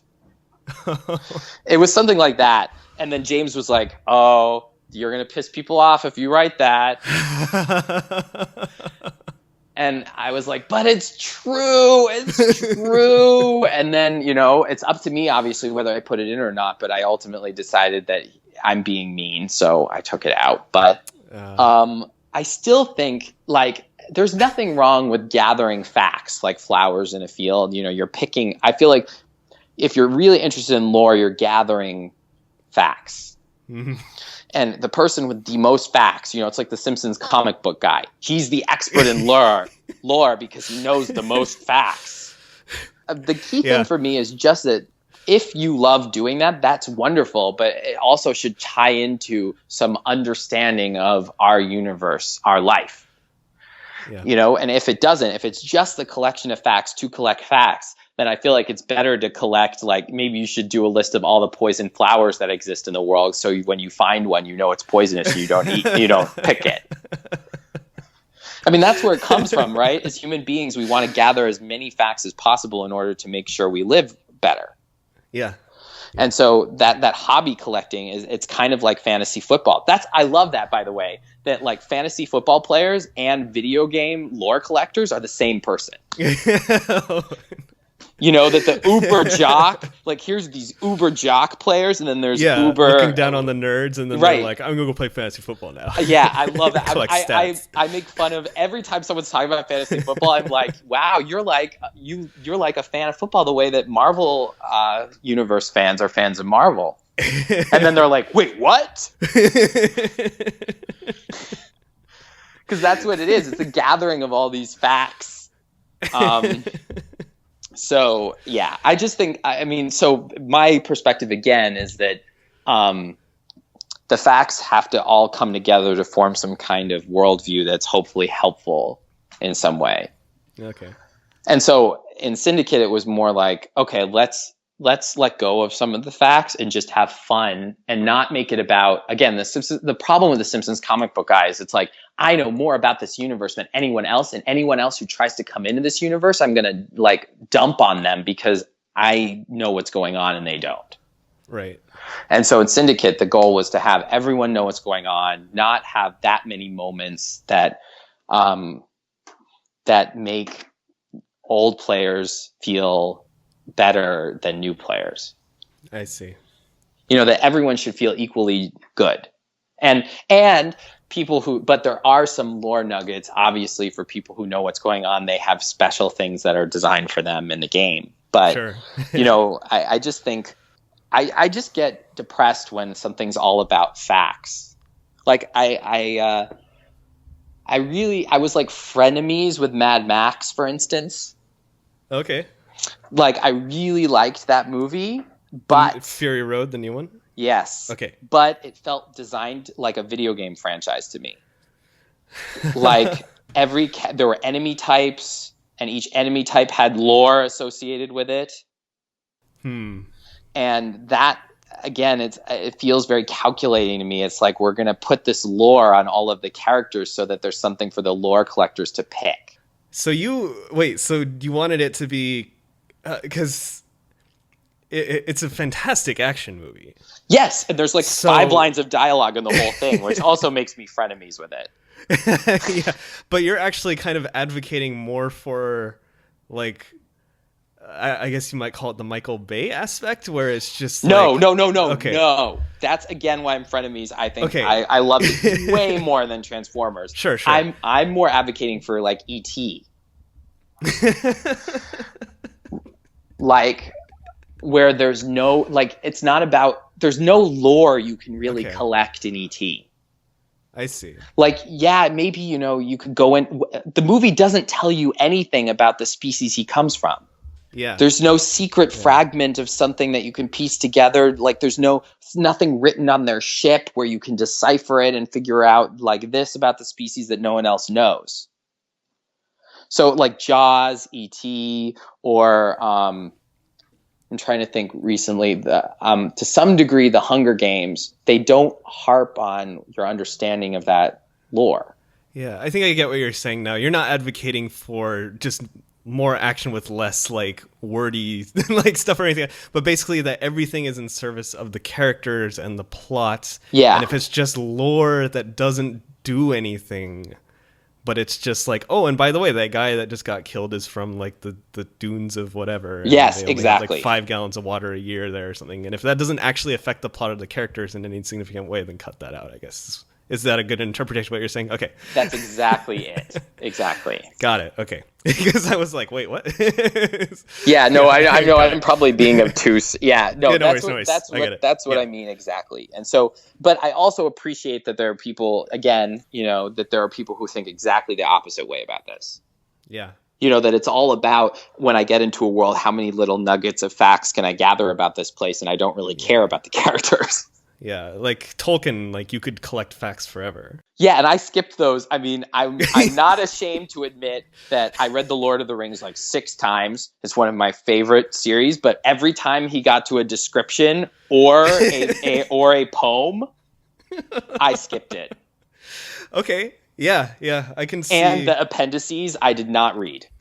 right, and like the Similarian, or I think is the other thing. I read the Similarian, but every time he goes into the like, here's how the lexical stuff works, and I'm just like, it's not real. Like, yeah, I'd rather learn that about our world. Okay. Yeah, that's definitely I can definitely see both takes on that. Absolutely. Yeah, no, and if you're a linguist, I mean, again, being a scientist, Tolkien comes from this linguistic background, and he is a scientist to some degree. And so there is this desire to create, be the god of a place where other people can be scientists. Yeah. And I don't think one of these is worse or better. I mean, I think when I was younger, if you had asked me this question, I would have been like, this is the right way to do it. And like, my way's the better way. And like, everyone else is just like not looking at the right side of the issue. Now I'm really convinced that it's just that people are different. Yeah. And what gets me off is characters and plot. Yeah. And other people, what gets them off is lore. And I don't play fantasy football, and there are people who like their whole life is dedicated to fantasy football. Yeah. And those people are awesome. And in fact, and they're not any less wrong or right than I am. I just know what I like. Yeah. That's fascinating to hear about, especially because like in Assassin's Creed, it's like there's almost like a push-pull on it because, I mean, it was Darby tweeted at one point, or he mentioned it in an interview, I think, that he had just worked out, I think with James and maybe some other writers, like a bunch of like basically lore about the first Civ and like a timeline of when things happen and everything. Darby loves lore, by the way. And Darby I can tell Darby loves lore.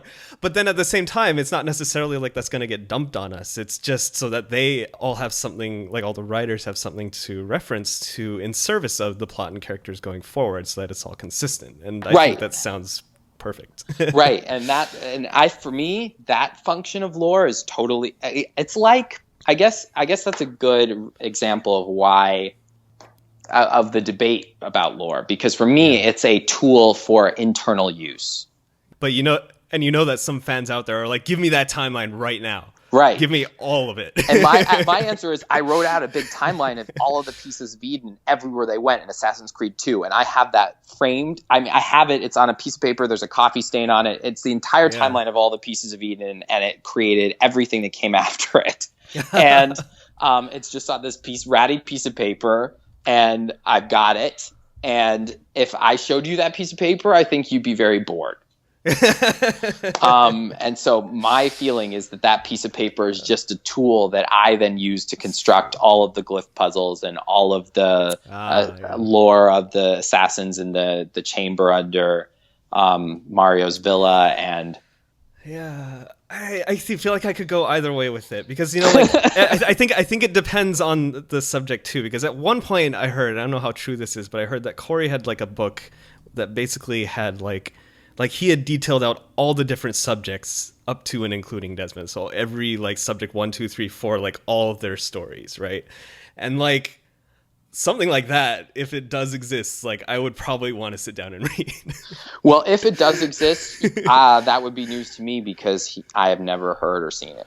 Okay, well then fair enough. But yeah, I think I totally get both perspectives, and I think I kind of lurch from one to the other. I'm probably a little more on your side on that regard, though. But it has to exist in the long run. So it just, I guess for me, it's like I could give you the blueprints of a car, and you, as an engineer, might like gush over that, or I could give the car, and then everyone gushes over that. Yeah. And so I guess my reaction is I don't understand the lust for the blueprints. Yeah. For me, it's like, why don't you just want the cars? The blueprints, you can't really do much with the blueprints.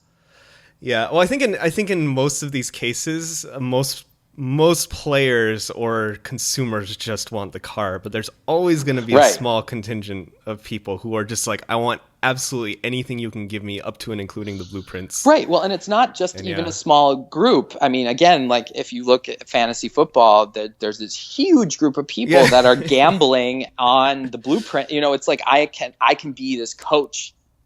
It's true, but it's also relative, right? Like how many people play fantasy football compared to watching it, right? I think. You're right. It's probably a similar proportion, but it's not. Yeah. I don't know. I mean, I feel like in this age, you know, everyone's kind of becoming obsessed with making things themselves. So if the lore goes into people constructing their own universes, then you know, for me, that's really awesome. So if that's what people are doing, that they want like as much lore as possible so they can then take that and make their own. Yeah. Then more power to you, you know, from my perspective. Then I totally get it. And I mean, I get it anyway. I could see myself being into seeing the lore of someone else's stuff if I was trying to build a universe like theirs. Yeah. Okay, great. Well, that was really fascinating. Thank you for that. I would have loved to have heard Juno say enough lore with her authoritative voice, because she's so Juno can be I'm so fascinated with Juno. She is so creepy. Like the day before AC Syndicate came out, I had this nightmare where she had come into our world and I was like right there next to her. She was terrifying. It was like the scariest dream I've had in a while. But like in Syndicate, she's very almost I don't know how to say it, like not really motherly, but very just kind of like exposition-y a little bit and almost benevolent, even though you know she's not. But she's like, I will save you all. I would have loved to have seen a little more, like, enough lore. Like, put the fear of God in you a little bit. As an aside. I mean, but yeah. Yes, I think that her fangs are very exciting. She's a very deep, multidimensional character with a rich backstory. And,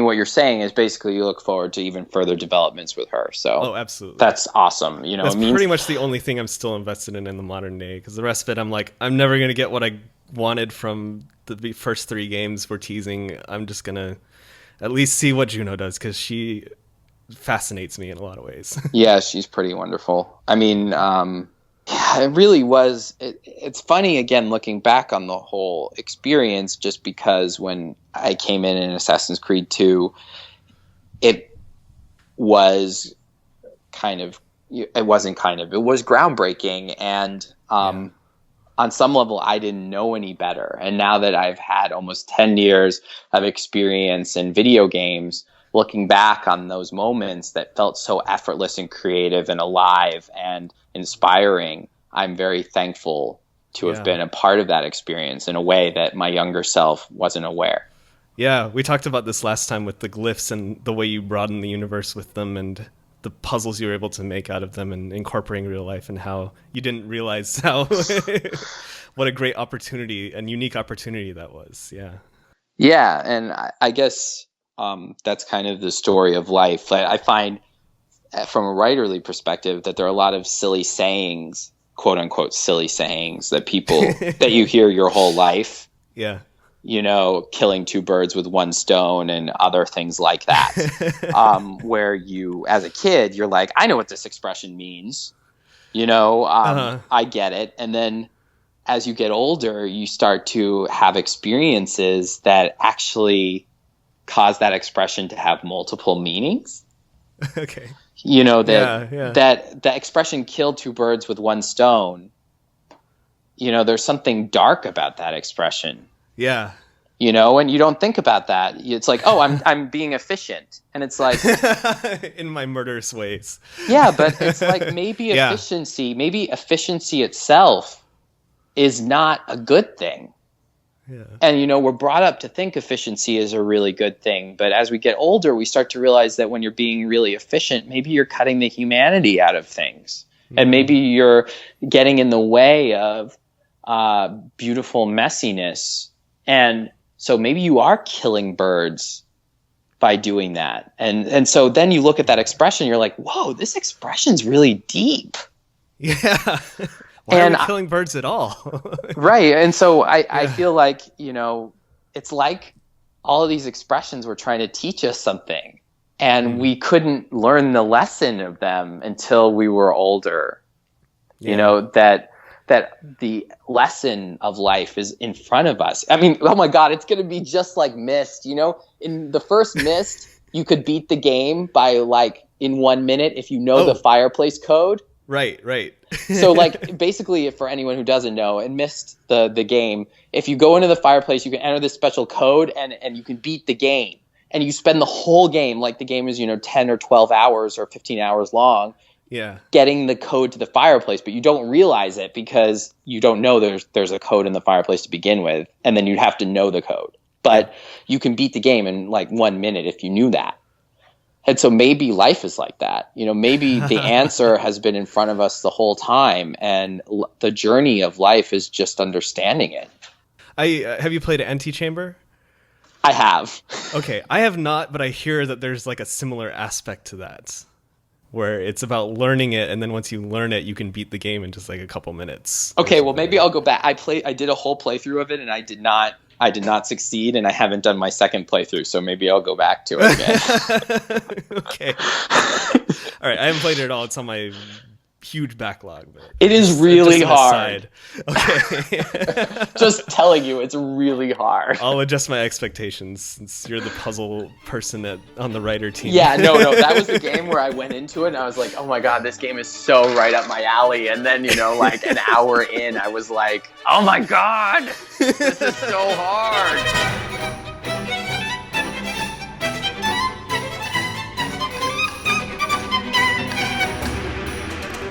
We should wrap this up.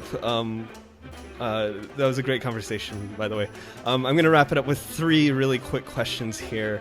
This is a question I'm actually surprised we haven't gotten more of in these interviews, but this is from Guy Trooper, who asks, how can I get a job writing for Assassin's Creed? I guess my answer would be that you pay attention to... It's tough because there's no one road, and so I'm trying to kind of define the multiple roads, but it's follow your dream, don't give up, and pay attention to the signs and clues around you that open doors to your dream. So, like, if your goal is to get a job writing Assassin's Creed, then look at all the different ways you could possibly infiltrate that vault. Yeah. And then try all of them. And I think you'll get there if you're clever enough. I mean, that's really it. It's like if you find the best solution to get past the guards in that vault, get in, you won't game over and you'll get it. Yeah. Not just clever, I think, but also I think a big part that I've found in life is also be a little fearless. Yes. In a lot of ways. And I think even we don't have to go through the whole story because we're already a little short on time, but like you got your job writing, I believe, from you were a journalist first and you were interviewing someone, and then you also got in touch with, like, you kind of just like, you either interviewed Jordan Mechner, who created Prince of Persia, I think, or you got in touch with him. No, I had this ridiculous, I created the most Rube Goldberg like solution to this ever, which is I was 7, I wanted to make video games, so I started writing video game scripts and took writing courses. So I spent age 7 to 22 or whatever writing all the time and writing interactive fiction. So that was just to be good enough to get the job. Yeah. Then to get the job, I applied to the same college that Jordan Mechner went to because he had made my favorite game. I got into that college, which got me a copy of the alumni directory, which is only available to people who get in. And it had his home phone number on it. I called his home phone number and I asked him to keep making games because he had just quit after making The Last Express. And he said he wasn't going to keep making games, but I could feel free to email him about my progress, and then gave me some suggestions for courses to take at school. So I took those courses. I continued to email him every month about what I was doing. And then he started working on Prince of Persia: Sands of Time. So I asked him for an internship on Sands of Time. And he tried to get me one, but they don't give internships to Americans at a Canadian company. So I couldn't get an internship. Meanwhile, I wrote video game reviews, playing as many games as possible in order to help my writing. Right. I was writing for the school paper and I was writing for my hometown newspaper. So I was writing articles for both. And through my hometown newspaper, I was able to get a press pass to E3. And so I went to E3 2 years in a row, and I set up interviews with the producer of Prince of Persia, doing an article about Prince of Persia. And I did write that article, but the whole reason was to talk to him about getting a job, and ultimately I got a job. That's the part I've heard. I did not hear about the whole stalking Jordan Mechner from the alumni directory part. Yeah. Oh, man, that's amazing. So I basically looked at this problem like, how am I going to write a video game? That's so and crazy. I spent my whole life solving it. Yeah, wow, that's crazy. And then, yeah, but it also speaks to what you were saying earlier, which is more general advice of just make sure you take opportunities. But it's like you said, there's no one road there. Like I've been talking to James earlier, and he got on Assassin's Creed because he had applied to be a writer for Splinter Cell Blacklist. And then they called him up and they were like, hey, do you want to... I mean, he didn't end up writing for Blacklist, but then they were like, hey, do you want to write for Assassin's Creed? And obviously, there's a lot of steps. No, but what he's leaving out there is that I hired him and I interviewed him. Oh, that's crazy. I didn't know that. Yeah. Cool. And he is incredibly passionate, and it was a wonderful interview. And you that's the other thing, that don't assume that we're getting all of these high quality submissions and we're having all of these high quality interviews and that you're going to be the drop in a bucket. And why would you ever be noticeable to us? Like James was probably, out of all the interviews I had, James was like the best interview, and we don't have many great interviews. You know, that he stood out as like, wow, this person is a great writer and he really understands the fabric of things. Yeah. And so, and that's not common at all. And I just talked to a friend, in fact, who was trying to get writers. Well, actually, Ubisoft Quebec is looking for writers. And I heard from the person who was doing all of the interviews that, you know, there have been like 50 interviews and that none of them are good.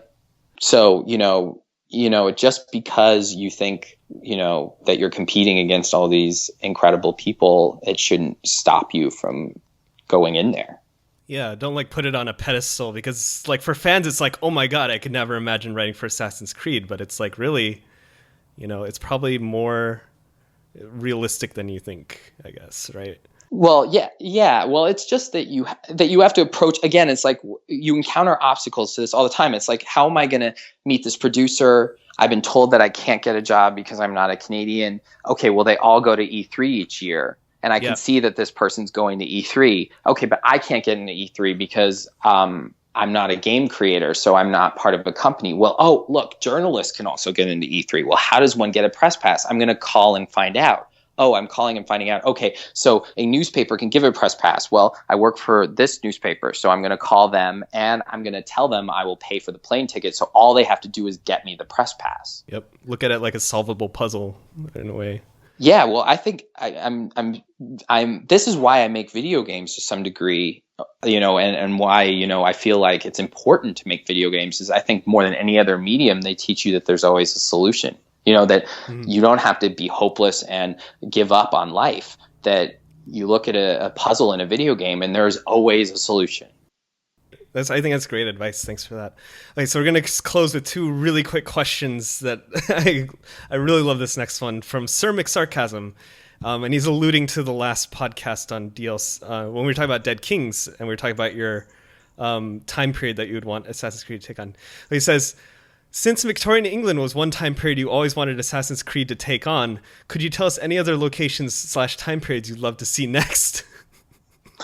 I think we should explore the whole world. So, I mean, where in particular?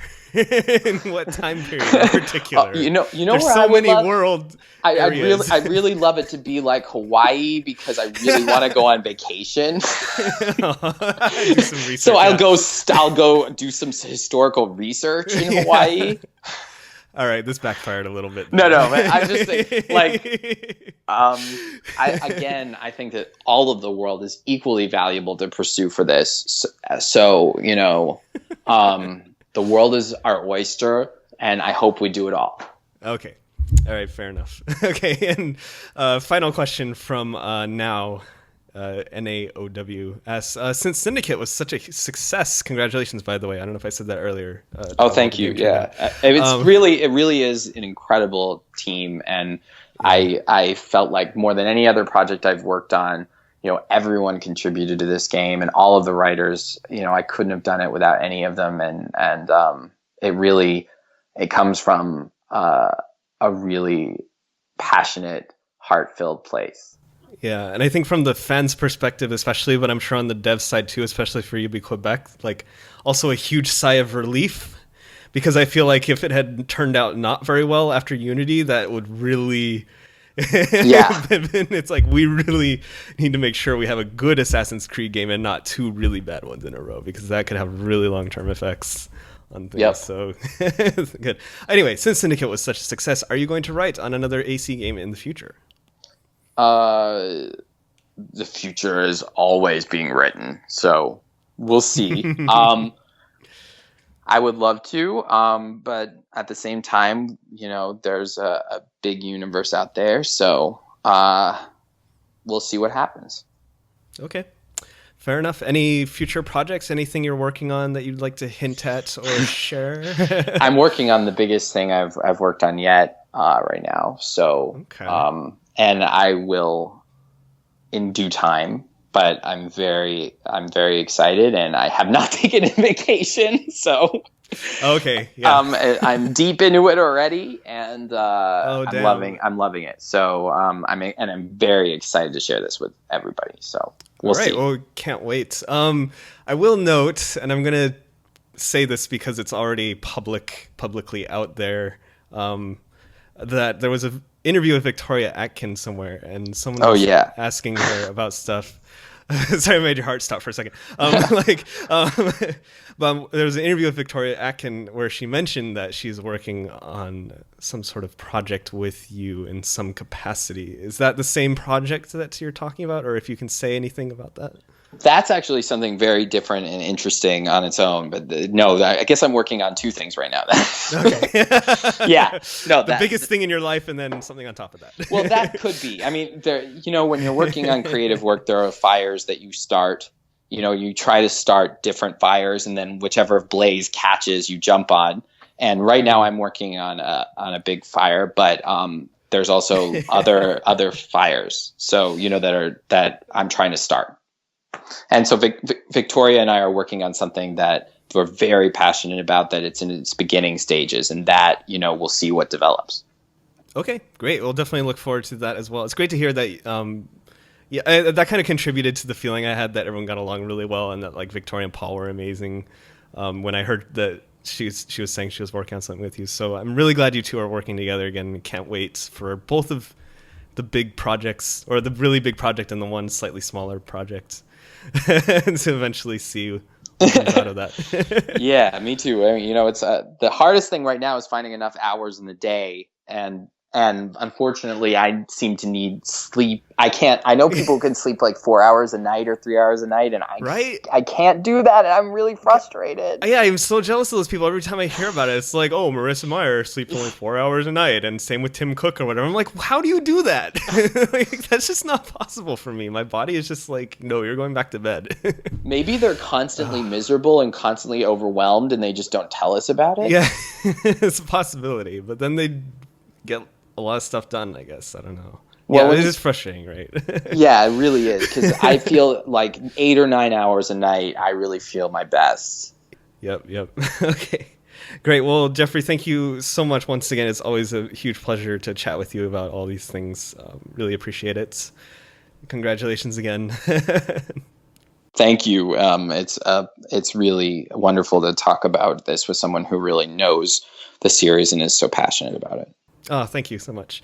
And yeah, that'll about wrap up the episode. We will definitely be having more Assassin's Creed Syndicate podcasts in the future. I know a lot of people have been asking about Paul and Victoria. I'm kind of holding off on that a little bit until after Jack the Ripper comes out. And by the way, I know there were some Jack the Ripper questions in the solicitation for questions. We're not really going to talk about that because it's obviously in the future, and also Jeffrey is not involved in the DLC at all, I'm pretty sure, right? Yep. Is that correct? Yeah. So we'll just be surprised, and we'll get to see, and then we can talk to Paul and Victoria. We can ask Paul what it was like to play Jack the Ripper and all that, since that's the consensus in the community right now, right? I don't know if you've seen the rumors and like the theories or not, Jeffrey. I'm glad that people are having so much fun. Yeah. And one of my friends in the community, Katie, like tweeted out at one point. She was like, here's the plot. Like, here's a theory. What if Jack the Ripper is anyone but Jacob? Yeah. Because it's just like all you hear about.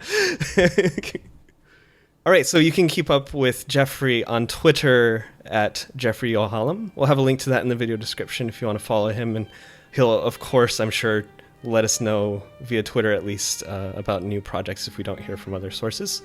And you can follow me. Of course, you can subscribe to my YouTube channel to keep up with these podcasts, youtube.com/Loomer. And I'm Loomer979 on Twitter and Facebook as well. So thank you all for joining, and we'll see you soon for the next episode. Bye. Thanks.